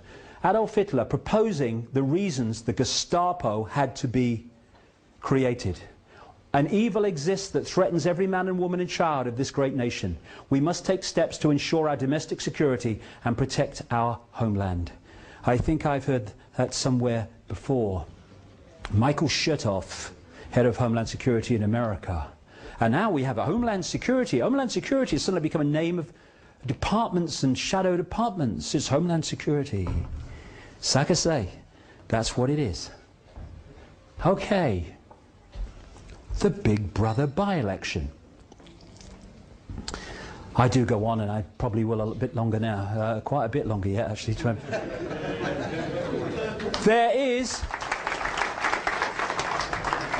now you see, when you're going to control debate, and I want to say this, because you know, I want to keep this within the bounds, not exaggerate and make bloody wild bloody claims that haven't been investigated.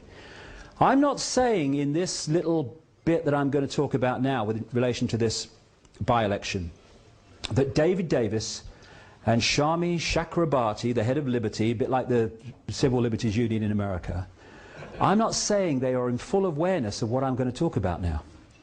They might be. I have no evidence that they are. I've only been investigating this since I started to realize this election was not what it appeared to be. And I'm not saying that they know. But, you see, the thing is that there's different ways of putting people into places that suit you. If you've got someone of a certain mentality and you put them in a certain place, then you don't have to manipulate them because that mentality is going to play that out the way you want it anyway. They haven't got a clue that actually they're being manipulated, but I don't know. It may be one way, it may be another. But what you get from these two, who have become the twin pillars of anti-Big Brother within the establishment, if you pick up any newspaper or turn on any television news bulletin now that involves a Big Brother type story, they will quote this lady, or because of this election, they will quote David Davis, who's now become the Mr. Anti-Big Brother. However, it's anti-Big Brother in an incredibly limited way, which limits the scale of the debate, if you can hijack the debate, so that these things I'm talking about today do not enter the debate. And I'll tell you this, although it's not appeared in the mainstream media, it has to be 10 foot high with glowing bloody neon lights before, you know, the Quentin Letzers of this world go, oh, what's that? But outside the public arena and getting very close to it, there is I really can't exaggerate this too much, a massive awakening going on all over the world of people among the general population who are starting to see this stuff and become aware of it. And if you are behind it, what you want to do is to hijack that debate about this Orwellian transformation from those with the bigger picture. You want to pull it into those that are talking only about the little picture, because in doing so you limit the debate and you hold the walls on this stuff that we really need to know about. And the more I look at this election, the more I see that all over the place. One of the people that's been up to this constituency to support David Davis in his campaign against Big Brother is a Tory MP called Ed Vaizey. Ed Vaizey is a original, at the foundation, signatory on the statement of principles of an organisation called the Henry Jackson Society. Henry Scoop Jackson, as he was called, was an American Democratic senator who had a view of the world that mirrored that of the neocons in the Bush administration that I've been talking about. People think that because they control the Republican administration now in America, they must have been spawned by the Republican Party. No, no. Many of them, including Pearl and these people, were aides to the Democrat Henry Jackson before they jumped ship to the Reagan-Bush administration in the 80s and then got the power to take over this Bush administration. So Henry Jackson represents everything the neocons stand for, which is, as the Henry Jackson Society talks about, if necessary, taking military action to impose democracy on countries that they say are undemocratic, and for what that means, see the invasion of Iraq. Ed Vaizey, like I say, was an original signatory. And he is a neocon, as they call it, a neoconservative. Now, what is a neoconservative connected to the Henry Jackson Society, which, as we'll see in a second, fundamentally connects into the Project for the New American Century in America and the American Enterprise Institute, which is the sister organization? What is he doing suddenly opposing Big Brother when his network has created the problem which is justifying Big Brother? These are the international patrons of the Henry Jackson Society. Richard Pearl, Douglas Feith, William Crystal, Robert Kagan.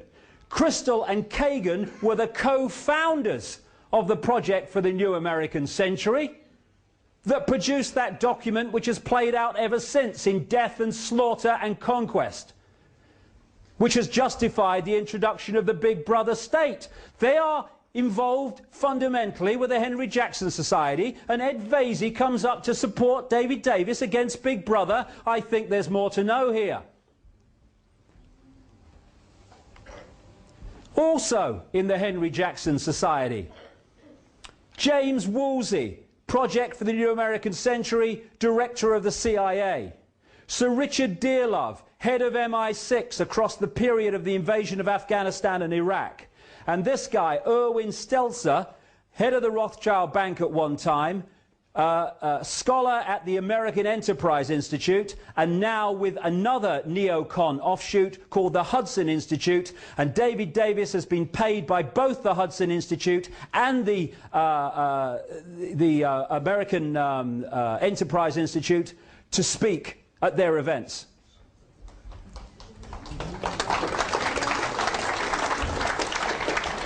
Coming up to this constituency before the polling on Thursday is this man, Michael, I am a neoconservative, from his own lips, Gove, another shadow minister in the Cameron administration, Conservative administration.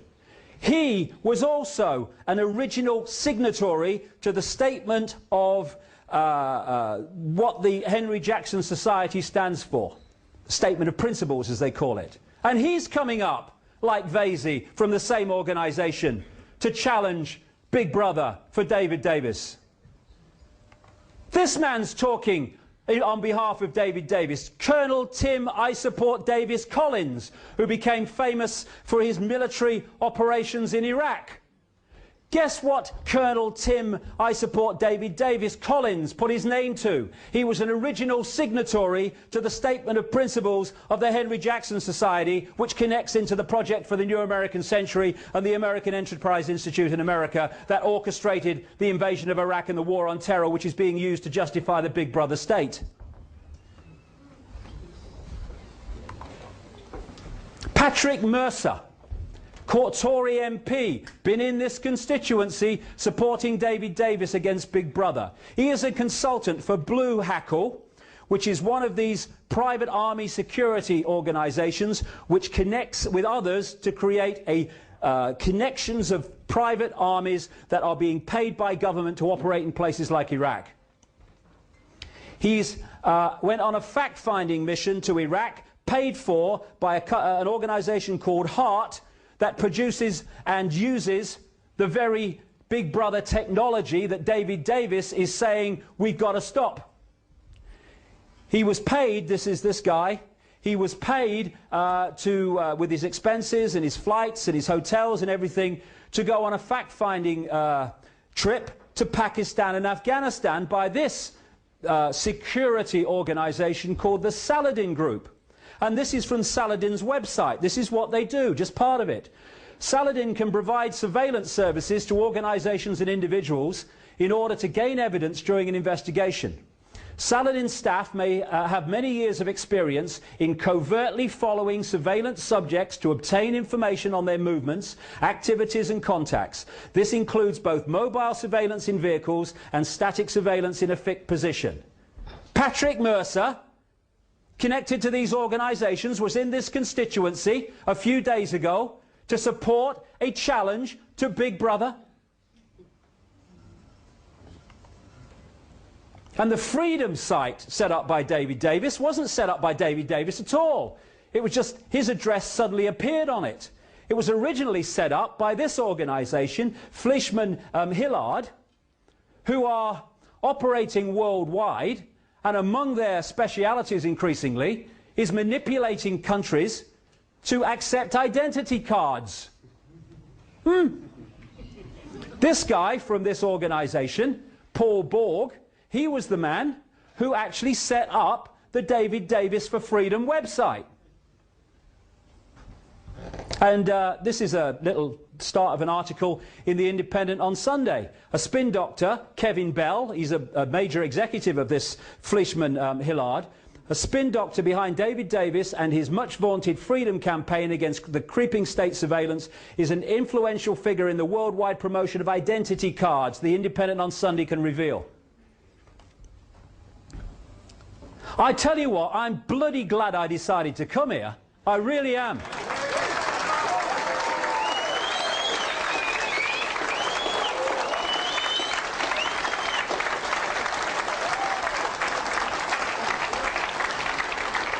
And so what we have is now a twin point of everything to do with Big Brother in terms of opposition between David Davis and Shami Chakrabarti.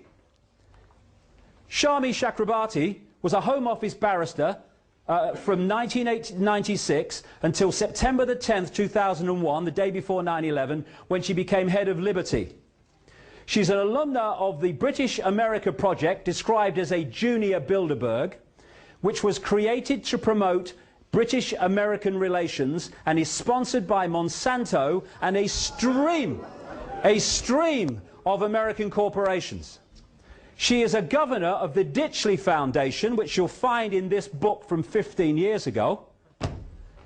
And it is connected into the Bilderbergs and that network we saw earlier.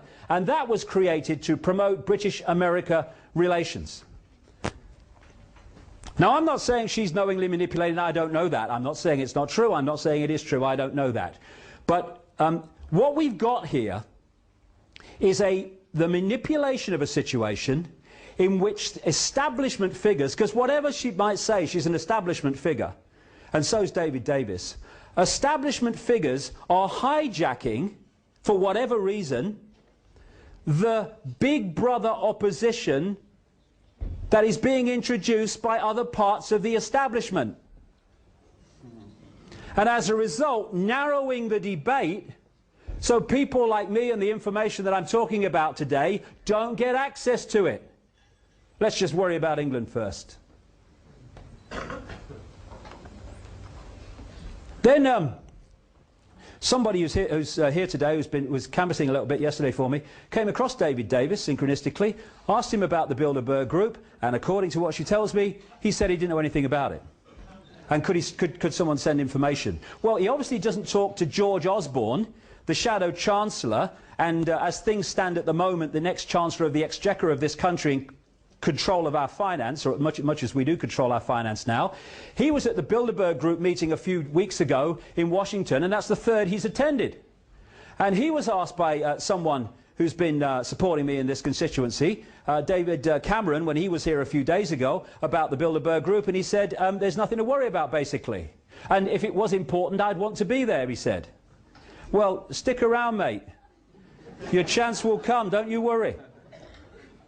So this Big Brother by-election is not what it seems. And when we're talking about limiting the debate, my goodness me, it's been limited in the time I've been here. They don't want to talk about any of this stuff. And when you talk to the media, of course, you're a nutter and you're all pushed aside. This is what it's about, controlling the debate. So what do you do then? You control the outcome.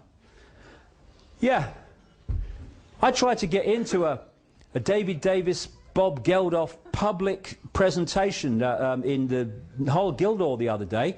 I wasn't going to cause trouble. I went along, I'd got a ticket, a constituent in this constituency had got me a ticket. It was a public one, as long as you had a ticket, and I turn up. I just wanted to listen to what they had to say. I'm a researcher, I want to know. If I got a chance to ask the question, great. If I didn't, well, equally great. At least I'd see what they got to say.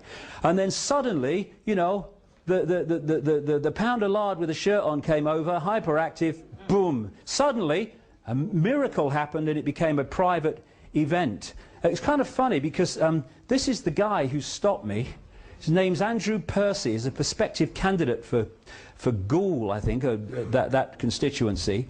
And this is what he said after the Geldof meeting, in which he'd stopped me attending. So Bob came to speak at a gathering from across Yorkshire, about the people across Yorkshire, about the erosion of liberty and freedom in the UK in recent years. His speech was brilliant, and I particularly like the extract below, which talks about the loss of our freedoms and privacy in recent years. Compartmentalization of the mind. And while this is going on, and this level of the, quote, debate is going on, global Big Brother is expanding its power by the hour now, as control goes further and further away. And it's going into the fine detail of our lives. We're now having people looking through rubbish to see if there's any evidence of activity, of terrorist activity. You can't even relax when you're putting your rubbish out in the bin. And then there's this thing. Traffic wardens. This is an interesting one. A few weeks ago, well, a few months ago now, I had a letter from a traffic warden somewhere in Britain. He's still a traffic warden, so I won't say who it was. And he told me a strange story and said I might find it of interest. He said he was called, he'd been a traffic warden for a long time, nice chap. And he said he was called in by the boss, who gave him, out of nowhere, 3 cards. One was a card that gave him authority to be a traffic warden, fair enough. But the second card was what they call a pace card. And on it are the words that you have to say, that a policeman says, to arrest somebody. You do not have to say anything, but anything you do not say. That one. It's called a pace card. And the third card, was his authority to enter private property. Of course he's going, hold on a second, what's going on? I'm a traffic warden, I give tickets for parking, I don't want these. And the boss said, go away and put him away until further notice. A few days later, he's with a group of traffic wardens near the police station, and an old friend of his, he hadn't seen him for a while, he was a policeman, walks out of the police station with a briefcase, walks over and makes conversation with the traffic wardens, there, and then towards the end he said to this guy, who's they're old friends, he called him over and he said, I want to tell you something. And about 4 or 5 times in this conversation the policeman said, don't tell anybody else, don't repeat this whatever you do. This policeman said that he had been designated to do a job in that county, and there was someone like him in every other county. He said his job, and his fellow officers around the country, was to prepare for a coming war. That this war was expected to trigger enormous civil unrest in Britain, and that the military and the mainstream police force would be overwhelmingly focused on dealing with the civil unrest. Therefore, people like traffic wardens, private security firms, and CCTV operators, etc., were going to be brought forward to do the jobs that the mainstream police force were currently doing, but would be tied up with over this civil unrest. He said, that's why you will be given these cards. A few days after this letter arrived, and I talked to him and he sent me the cards, and I saw them and sent them back so he wouldn't get found out, I picked up the newspaper to see that traffic wardens were being redesignated civil enforcement officers and being given greater powers. This is the world we're looking at, and these things that come out of nowhere, oh, where did that come from, are manipulated and manipulated behind the scenes until they come to the surface in apparently out of nowhere, not out of nowhere at all. So, the elephant in the living room is there when you connect the dots. It ain't there when you don't. So they don't want the dots connecting.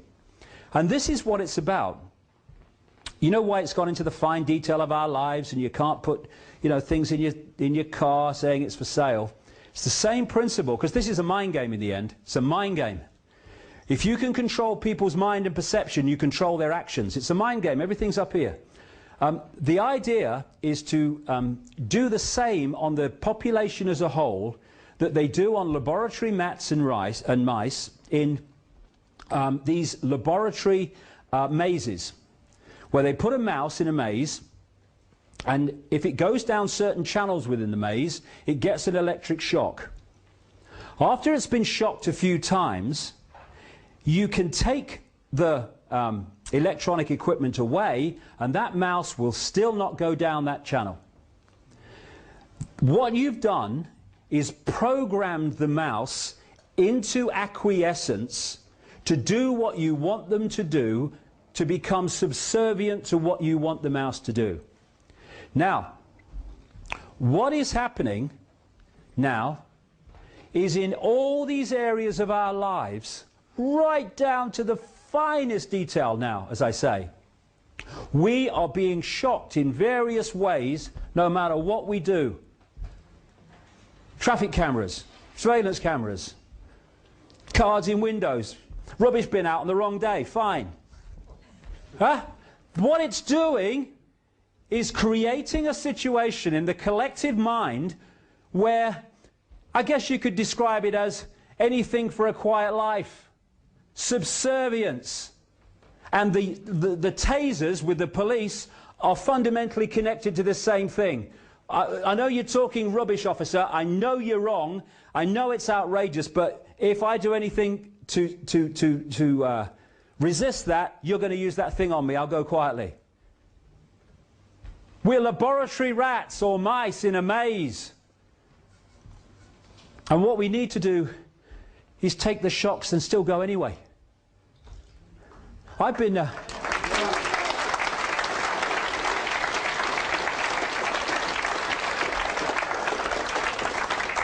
I've spent 20 years being ridiculed, being abused, being misrepresented, being made fun of, being laughed at in the street, having my kids laughed at school. I'm still fricking here.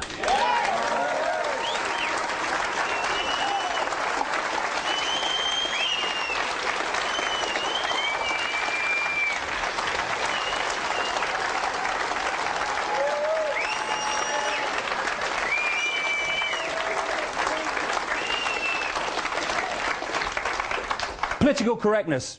In Orwell's 1984 book, he had a thing called Newspeak. You know, and he said, you know, when you, at this level of reality, there are many other levels of reality, we won't go there today, though I do, but at this level of reality, we think in words. You have a thought, you think it in words. When you reduce the language available through political correctness, and now this you are speak in text language and stuff, you are, as time passes, what we call time anyway, you are suppressing the amount of words to describe your own thoughts, never mind your own views. This is what political correctness is about, and also playing minorities off against each other. And the left in politics has been played like a violin. I'm from the left, there's me art right there. And here's me sodding brain here. There are a lot of genuine people on the left, what they call on the left. It's all a load of crap anyway, right, left, it's all part of the same scam. Doesn't matter. You know, you go far enough right, you meet yourself on the left coming back, the same bloody thing. There's some genuine people who want to do genuine things, but they've been scammed. And one of the scams is supporting political correctness. You can't upset somebody. Well, maybe they deserve to be upset. I'm upset that I can't have my view. Okay, that's not political correct. You know, I've got a hand that's completely knackered through arthritis, right? The only thing I can do with my hands is type with those fingers, very little else, right? It's crippled. My hand is crippled. You want to tell me my hand is crippled? I don't have a problem with that. You know why? It's bloody crippled. But no, I'm digitally challenged. You know what I said earlier? Some people would have got it, maybe some people didn't. When I talked earlier about you can't say brainstorm, you have to say thought shower, that is actually being introduced by some companies. I'm not kidding, it's not a joke, it's happening. And what it's doing is playing minority off against minority. So, for instance, and basically, you remember that image where all the countries were tied up in that web of stuff? They want to do that with minorities. So everyone polices everyone else. This is the idea. The few can't police the many. They have to get the many to police each other. That's what they do. For instance, if you're a gay person, good luck to you.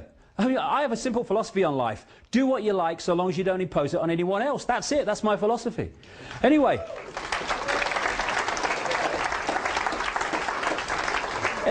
What a gay person can say, that's not politically correct, I'm taking you to a human rights tribunal for saying this about me, but then he can't say something about a black person, or he can't say something about a Jewish person, or he can't say something about an Islamic person, and the black person can't say something about an Islamic person, and so it goes on, where everyone is policing everyone else. In Canada, they've got a massive human rights scam going on, and one of them is a gay organisation took these people on, the Human Rights Commission, over political correctness, and now a woman is taking the gay people to the same Human Rights Commission, or a Human Rights Commission, because they won't let women into their gay club. You know, I mean, this is how it works, right? This is what I'm talking about. It's nothing to do with freedom, it's to do with control. And by the way, you know that guy, Sir Trevor Phillips, is it? No, not Sir Trevor Phillips, it's Trevor Phillips, CBE or MBE or something, right? He's head of the Human Rights and Racial Discrimination organisation that the government runs, right? Well, I wrote to him because I came across this thing, and it said, if you have any evidence of racial discrimination, right, write to the Racial Equality Commission. It's called something else now. Bigger chair, more money, same thing. And if you want to report evidence or cases of racial discrimination, and we'll investigate, right? So I write to him, and I say two things. First of all, I'm reporting the British royal family as the most racist institution on the planet, because not only do you have to be white, in effect, you have to come from one bloodline, and you have to follow, at least officially, one religion.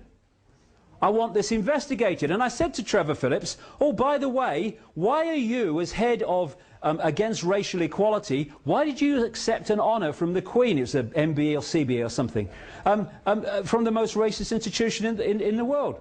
And I got this bullshit letter back from a lawyer, completely avoiding the whole question, because of course they had nowhere to go. And the bottom line was, we don't choose to investigate this, thank you very much. I love this one. That's a politically correct sign. It's perfect. There you go. And at the bottom, if you can't read it at the back, at the bottom in small letters it says, also, the bridge is out ahead. That's where we're going. Now, I've got to get this one. Now, you know, the theme of money. What's that got to do with Big Brother? What's that got to do with Big Brother? It's nothing to do with Big Brother. You know, there's no surveillance cameras on the pound. I mean, what's going on? David Davison talked about it. This is one of the greatest aspects of Big Brother. Let's just analyse what is Big Brother. It's control by the very few of the rest. Now, what's the greatest form of control on this planet? Money. And you ask the question. People don't ask these questions. I've asked economists this question. They can't answer me. What is money and who creates it? How come into the question? Oh, no. First of all, there is no money in terms of anything physical worth anything. Money is only what we are programmed to believe it's worth. Money is figures on a screen, that's it. When you go into a bank and you ask for a loan, mortgage or something, say £50,000, much more these days, £50,000, what does the bank then do? It types into your account £50,000, that's it. It doesn't print any money, doesn't mint any coins, it doesn't move any precious metal a single sodding inch. It just types into your account £50,000. From that moment, you are paying interest on £50,000 that has never, does not, and will never exist. And to get that non-existent £50,000, you have to sign over wealth that does exist. Your house, your car, your business, your land. And if you don't pay back through circumstances none of your creation, not just the principal but the interest on the loan, then they get your land and wealth that does exist and your house because you've not paid back money that doesn't exist. That is how the money system works. Because of this, the same force that I've been talking about has controlled the banking system, the pyramid within pyramid, and they've controlled the political system, and therefore laws have been passed. The fractional reserve lending is one name for them, that allows banks to lend at least, and it is at least when you follow the trail, 10 times what it has on deposit. So every time you put £1 in a bank, it can lend 10 it doesn't have to someone else. And once it's given you the £50,000, you then might go and put that £50,000 in another bank. The other bank now has the right to lend 10 times the £50,000 you've just got from this bank. And this is how it all works. Now, what's the difference between an economic boom, prosperity and all the rest of it, and a credit crunch, depression, economic depression? One thing and one thing alone, effectively: the amount of money in circulation at any time. Who controls that? The private banking cartel, on their decisions on how many loans to make, called credit, which theoretically puts buying exchange rate, means of exchange into circulation. The more they loan money, the more money is circulating, the more money there is to buy things, the more things need making, everything starts to expand. People tend to get in more debt when they are in a boom because they're confident, they've got lots of orders at the company, the job's strong, so we'll have 2 holidays, we'll have a bigger house, we'll have another car or a bigger car. That, in the banking system, and this scam's been played for centuries, and what economic correspondents earning a ridiculous amount of money, whatever they pay them, it's too much, they call this the economic cycle, as if it's some natural phenomenon. What happens is, fishing rod out. The banking cartel keeps interest rates low, enticing more people in, makes loads of loans, reduces the criteria by which they will give a loan, lots of money in circulation, people in more debt. And here's the point. You know, when you go for a loan of £50,000, the bank creates, at least in theory on your computer screen, £50,000. That's it. But you're not paying back £50,000, you're paying back £50,000 plus interest. The interest on the £50,000 has not been created, it never is. Therefore, by design, there is never ever enough money in circulation to pay back all the principal and interest on the loans outstanding. Bankruptcy, losing your home, is built in on purpose. So, out goes the fishing line, and then it starts being reeled in. They create an excuse for a credit crunch or a problem, and so what do the banks do? Coordinated through this system of pyramids within pyramids, they start taking money out of circulation. They raise the criteria for giving loans out, which they are now. They raise interest rates, or whatever they need to do to take money out of circulation. Now, as they take money out of circulation, there's even less circulating to pay back all the debt that was created when they put loads of money out there, so people start in massive amounts losing their homes, their jobs, their businesses, their land, their possessions. And so we move over to the depression, the downturn, the recession, and they then start trawling from the people the wealth that does exist, because there's not enough money in circulation, nothing to do with them, they can't pay the non-existent money back. And this economic cycle has been played for centuries, and it has sucked out of the people the real wealth into the hands of the few. And that is such a fundamental part of Big Brother, because it's a fundamental part of human control. Are you listening, David Bloody Davis?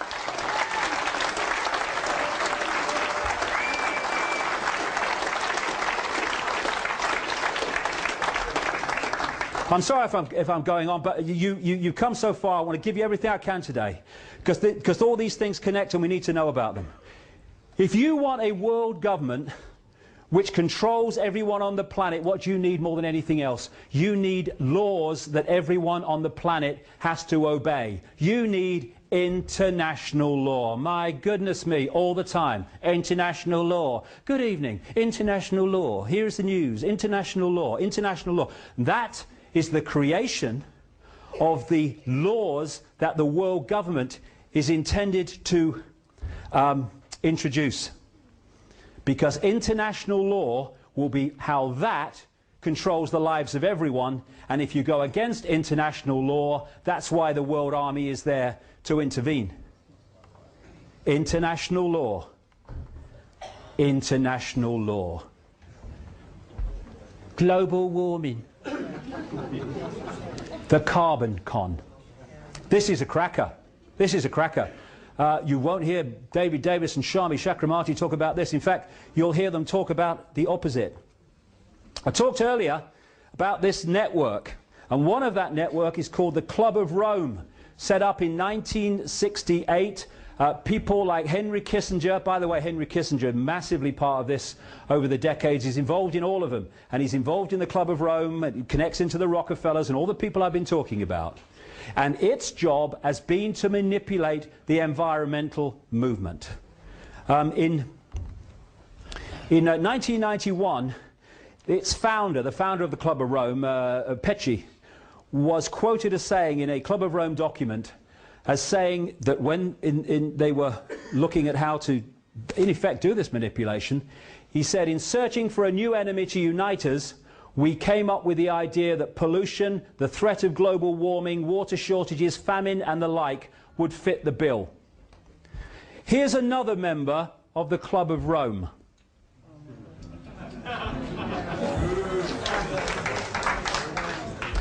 And that's why the official story of the reason for climate change, carbon emissions caused by humans, is as much a nonsense as the official story of 9/11.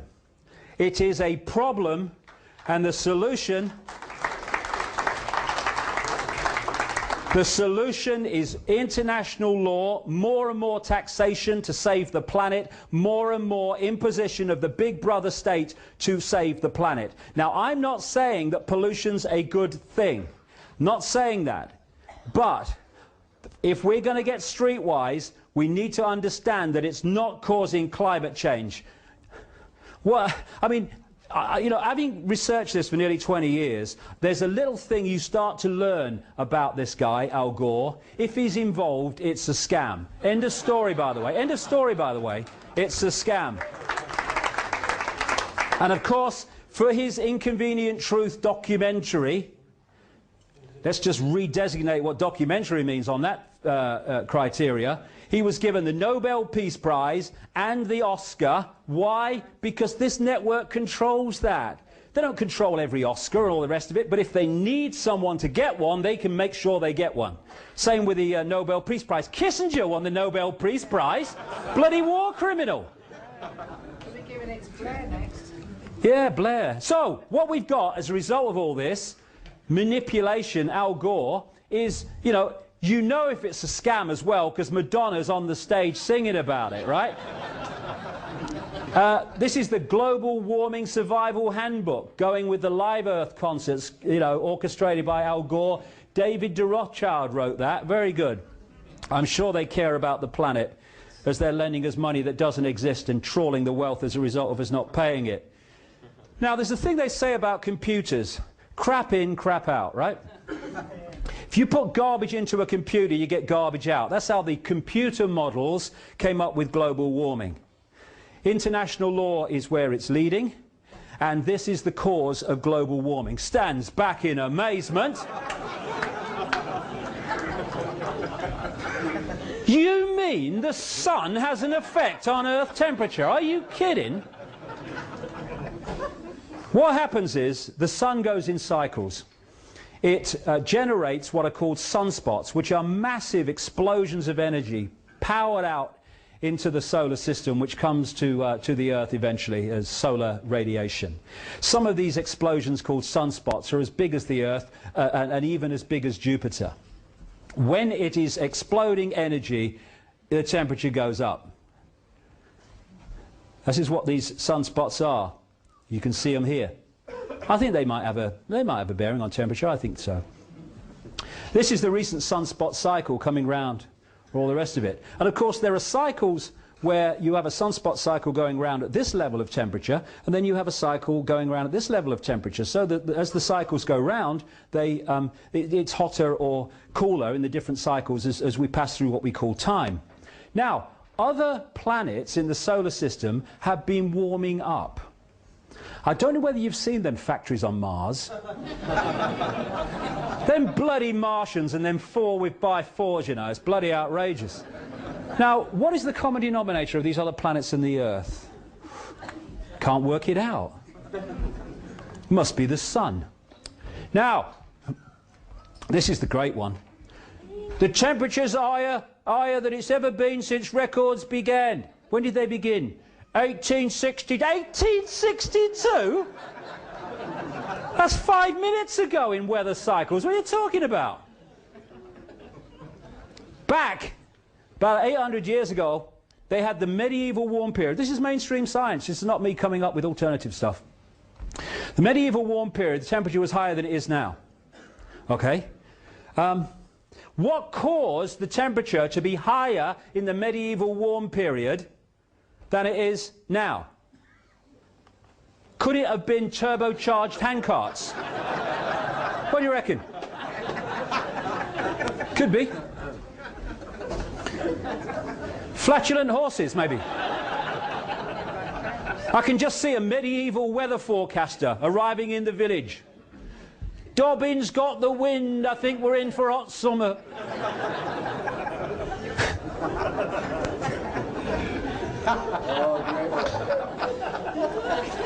And I'm mad?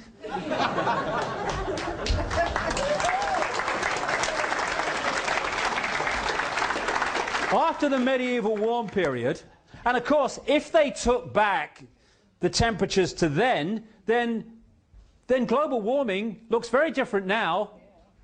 But what they do is they take it back to a period called the Little Ice Age, when the temperature dropped to the point where the Thames froze over, and they used to have ice fairs on the Thames. You can still see depictions of it in Christmas cards and stuff. It just so happens that during the medieval warm period there was a period of increased solar radiation, and during the Little Ice Age there was a decrease in solar radiation.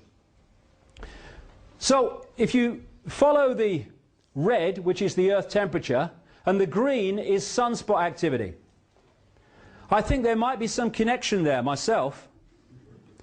Let's come forward. Again, the green is sunspot activity, the red is Earth temperature. Up to 1940 it was rising as we came out of the Little Ice Age. After the war, this period included, when there was a massive increase in industrialization and therefore carbon emissions, temperatures fell from 1940 to 1975 to such an extent that the BBC were running documentaries about the dangers of the coming ice age. Yeah, I remember that. From 75 it started to climb as sunspot activity climbed. This is a scientist, I saw his presentation a few weeks ago, called Peter Taylor. Now this man is no, oh, the oil companies are paying him scientist. He's a former advisor on pollution and energy policy to national governments, the EU and the UN, and he was a lead advocate for Greenpeace. He was the man who broke the story through a Yorkshire television documentary years ago, when Yorkshire television did some really good documentaries, about the cancer clusters around what was called Windscale, now Sellafield, and the connection between the two. This is what Peter Taylor, an Greenpeace advocate at one time, says about global warming. Behind the scenes, there is major disagreement among scientists. I know that. People at the cutting edge of their discipline are saying it's a nonsense. It doesn't stand up. They don't get the platform that the song sheet scientists get. Parallel to carbon dioxide rising, the solar field has increased by over 200% since 1900, and this is not factored into computer models. Global temperature is not rising as predicted. In fact, it fell by a whopping 0.6 degrees over the last 12 months, as much as it had gained in the previous 50 years. Many of the apparently random fluctuations of past temperature, like when Vikings grew crops in Greenland, correlate to variations of the solar electric field. Between 1983 and 2001, cloud cover, according to International Satellite Cloud Climatology Project, fell by 4% more than enough to heat oceans and account for global warming. A spate of recent science shows that temperature oscillations are timed by solar cycles, that the jet stream is affected by the solar wind, and that past high and low points in the solar cycle correlate with past temperature swings. And as a result of that, because we're being lied to systematically, and the Quentin Letts is saying, it must be true because they're saying it, we are being scammed for vast changes in our society of a big brother nature on another massive global lie. Temperature's been falling recently, so much so that this was a headline in the Daily Mail.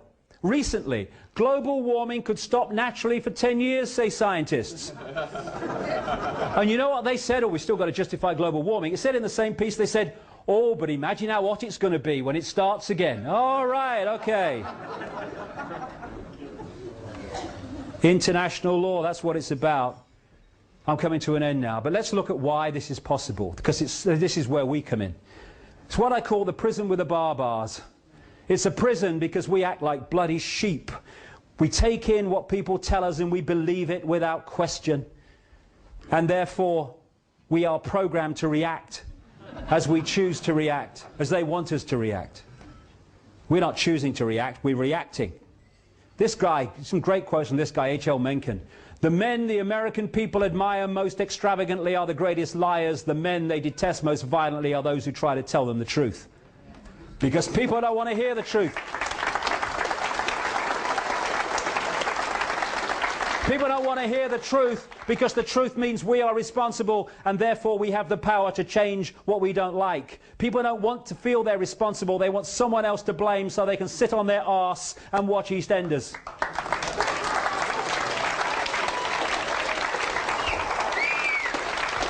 This is Oscar Wilde, wonderful quote from Oscar Wilde. Most people are other people. Their thoughts are someone else's opinions, their lives are mimicry, their passions are quotation.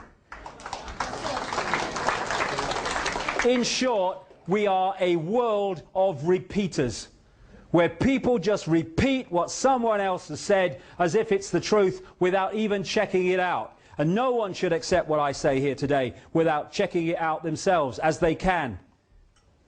We have teacher repeaters. What do teachers do?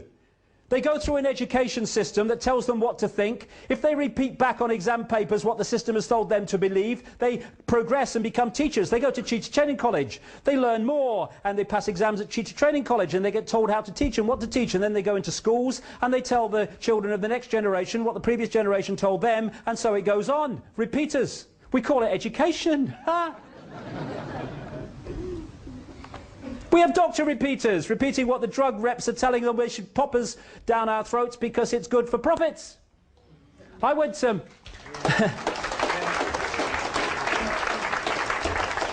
I spoke years ago at the St Mary's, I think it's called, St Mary's Medical School in London, to medical students. If I went across there and talked to a wall, I'd probably get more response. These are kids, these are teenagers, already programmed that if it wasn't taught in the medical school, it can't be true. We have scientist repeaters that come up with this stuff about global warming. And what you find from the non-repeating scientists who are challenging global warming, when they start to publicly challenge it, miraculously their funding for their projects disappears. So if you're a song sheet scientist, you get well funded. Just like journalists who have been described as intellectual prostitutes, I would question the intellectual bit myself, so are most scientists, prostituting their outcome in line with the income in terms of the brown paper package and stuff. Repeater journalists. Anyone that's outside the bubble they're repeating is a nutter, to be dismissed. Repeater politicians. I love this line. Been bent over so long they think it's standing up.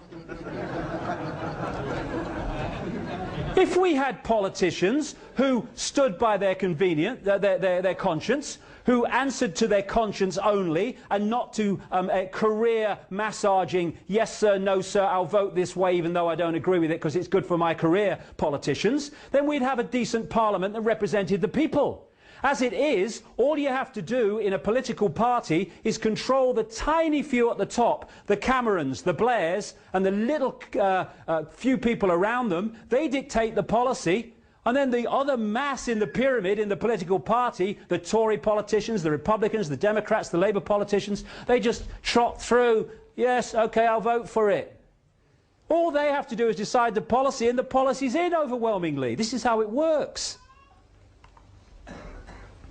And while this is going on, Big Brother unfolds so fast. As Mencken said, the most dangerous man to any government is the man who is able to think things out for himself. Almost inevitably, he comes to the conclusion that the government he lives under is dishonest, insane, and intolerable.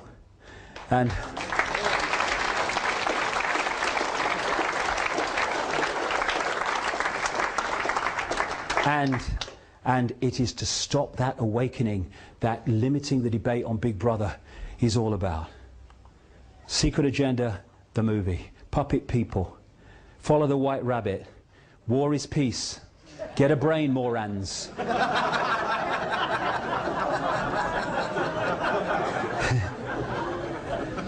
And then you can persuade people that war is peace, freedom is slavery, and ignorance is strength. And you can justify this as fighting for peace. You can say that this is bringing freedom to a people from a tyranny.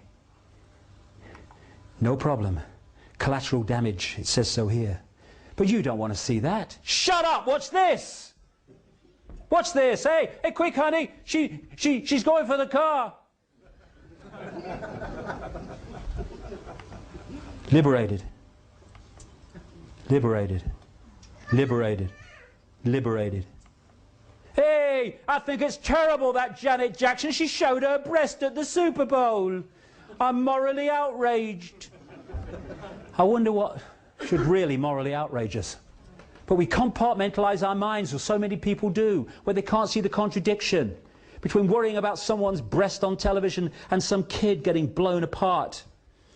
The two sides never talk to each other, so they can't see the contradiction. Open minds. They talk to each other so they can see the contradictions. As Gandhi said, what difference does it make to the dead, the orphans and the homeless, whether the mad destruction is wrought under the name of totalitarianism or the holy name of liberty and democracy? Still the same. This, depleted uranium babies in Iraq, depleted uranium all over Iraq from the weapons dropped on Iraq, and that's what it's doing to children. But you don't want to see that. Hey, honey, quick! It's the Jerry Springer show, and he's going to hit his girlfriend. Shut up! Watch this. Go about your business. Everything's fine. It's a mad world. Yes, it is. They want to turn us into robots, and they're doing so. And if anyone thinks that it's not possible, well, it is possible. It's been done before. They just want to do it on a mass scale. This is China today. Look at that. They are human beings. They could be free spirits. They could be all consciousness expressing itself in this reality. And look at them. Robots. And that's what they want us to be. Robots. With this acquiescence, this manipulation of the laboratory maze I was talking about, by constantly giving us reasons to be punished and to fear.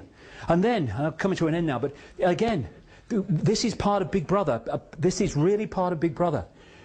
The human body is an electrochemical organism, And if you destabilize it electrically or chemically, you stop that organism working to full capacity. And part of that capacity is emotional and mental sharpness and balance and equilibrium.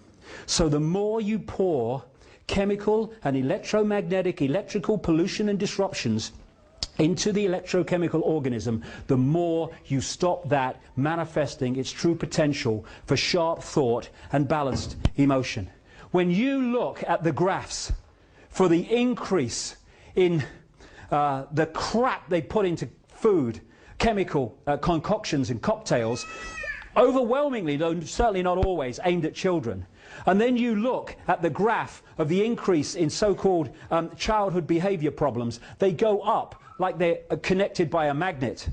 There is a war on our children because they're the generation they overwhelmingly have to suppress.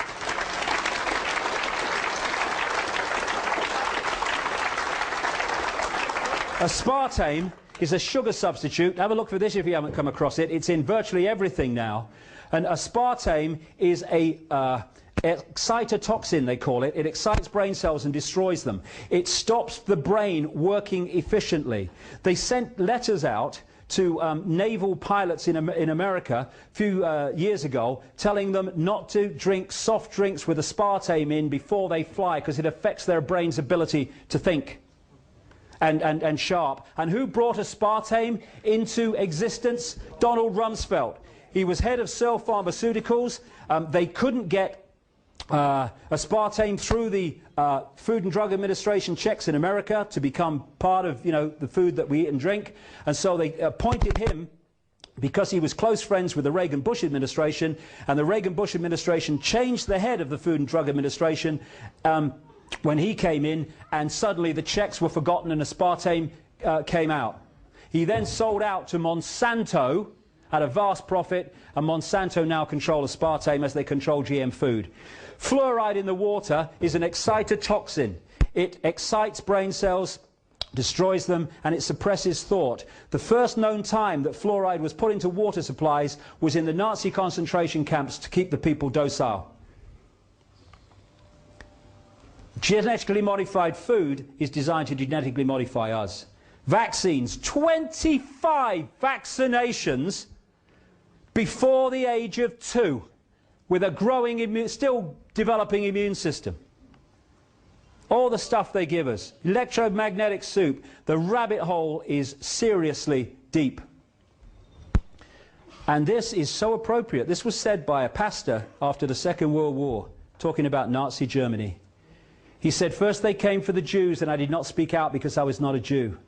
Then they came for the communists and I did not speak out because I was not a communist. Then they came for the trade unionists and I did not speak out because I was not a trade unionist. Then they came for me, and by then there was no one left to speak out for me.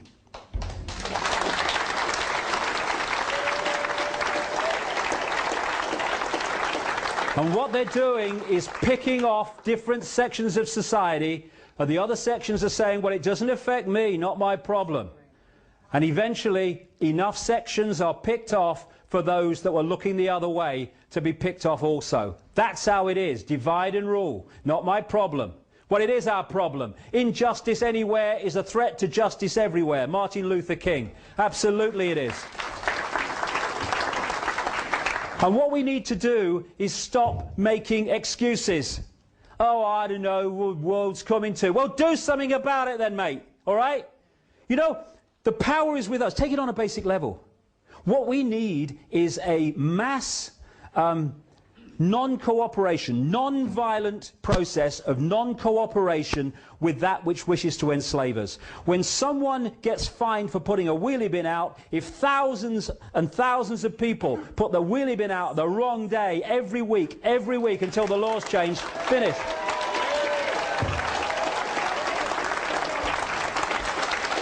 Injustice anywhere is injustice everywhere, potentially, because next time it's going to be us. And it's a house of cards, this. It's held together. The power that is used to enslave us is the power we give to the enslavers every day. They don't have power. They have our power. We give it to them. It's time to take it back. And by that, it means unity. So we might have a different religion or no religion. So we might be a Jew or a Muslim or a Christian, or might be black or white or sky blue, bloody pink. This is not a big brother global agenda to enslave Jewish people or to enslave Islamic people or to enslave white people middle class. It's a global agenda to enslave all of us. And if we don't unite and we go on being divided and ruled, then they will enslave all of us. If we unite, get rid of the nonsense fault lines of manufactured division, and then through unity of response and non-cooperation with our own enslavement, they will not be able to do this.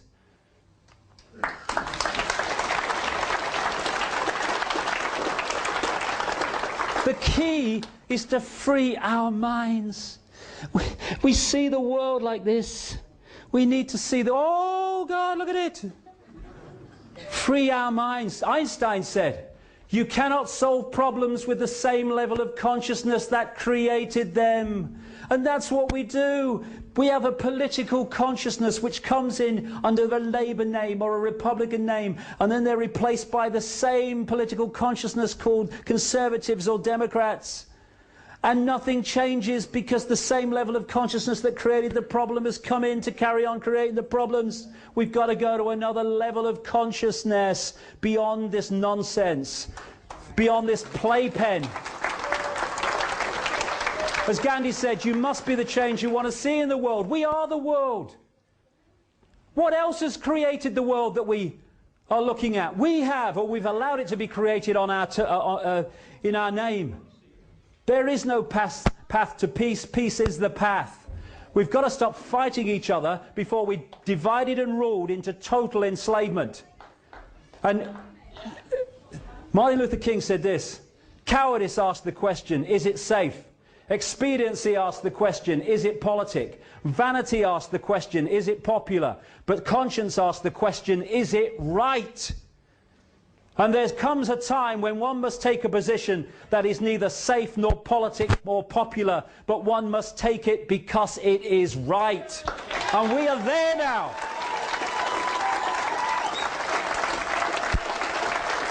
You know, when someone said to me, what would change the world quicker than anyone else? I would say this, or anything else, it would change overnight if we did this, because everything would come from it.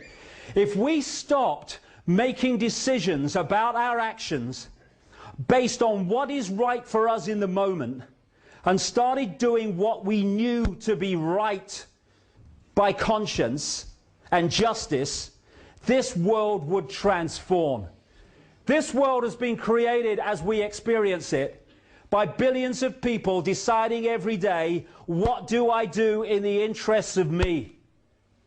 Once we start saying, what do I do in the interests of justice, fairness and my own conscience, actions change, the world changes. And we are in control of that. And we are at a fork in the road now. Because Big Brother's on a motorbike now. This is not the totalitarian tiptoe anymore, this is the totalitarian sprint. And we have one last chance to open our eyes, open our minds, and start getting involved in doing something about this. Because, you know, there's going to come a time, and it ain't too long from now, when we're going to have to look our children in the face, in the eyes, and we're going to have to answer the question without blinking and without averting them. What were you doing, Daddy, Mummy, Granddad, Grandma, when the fascist state came in that now controls every facet of our lives, including our thoughts? What were you doing when it came in? Now, for what, all my ills and all the rest of it, I won't have to blink. How many other people will be trying to look the other way? We have a chance now, still, not to be in that position. Because I'm 56, what have I got left? 10 years, 20 years, a bit longer maybe? The young people today, the kids today, the grandkids today, they're going to have to live their entire life in what these mad men want to introduce and are in the process of doing so fast. We owe it to them, if not to ourselves, not to leave them the design that these people have been working towards for so long. We need to get involved. And if we do in a united way, the power they're using to enslave us will be gone. Thank you.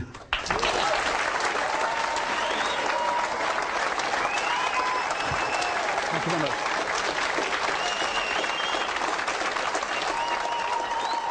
Thank you very much.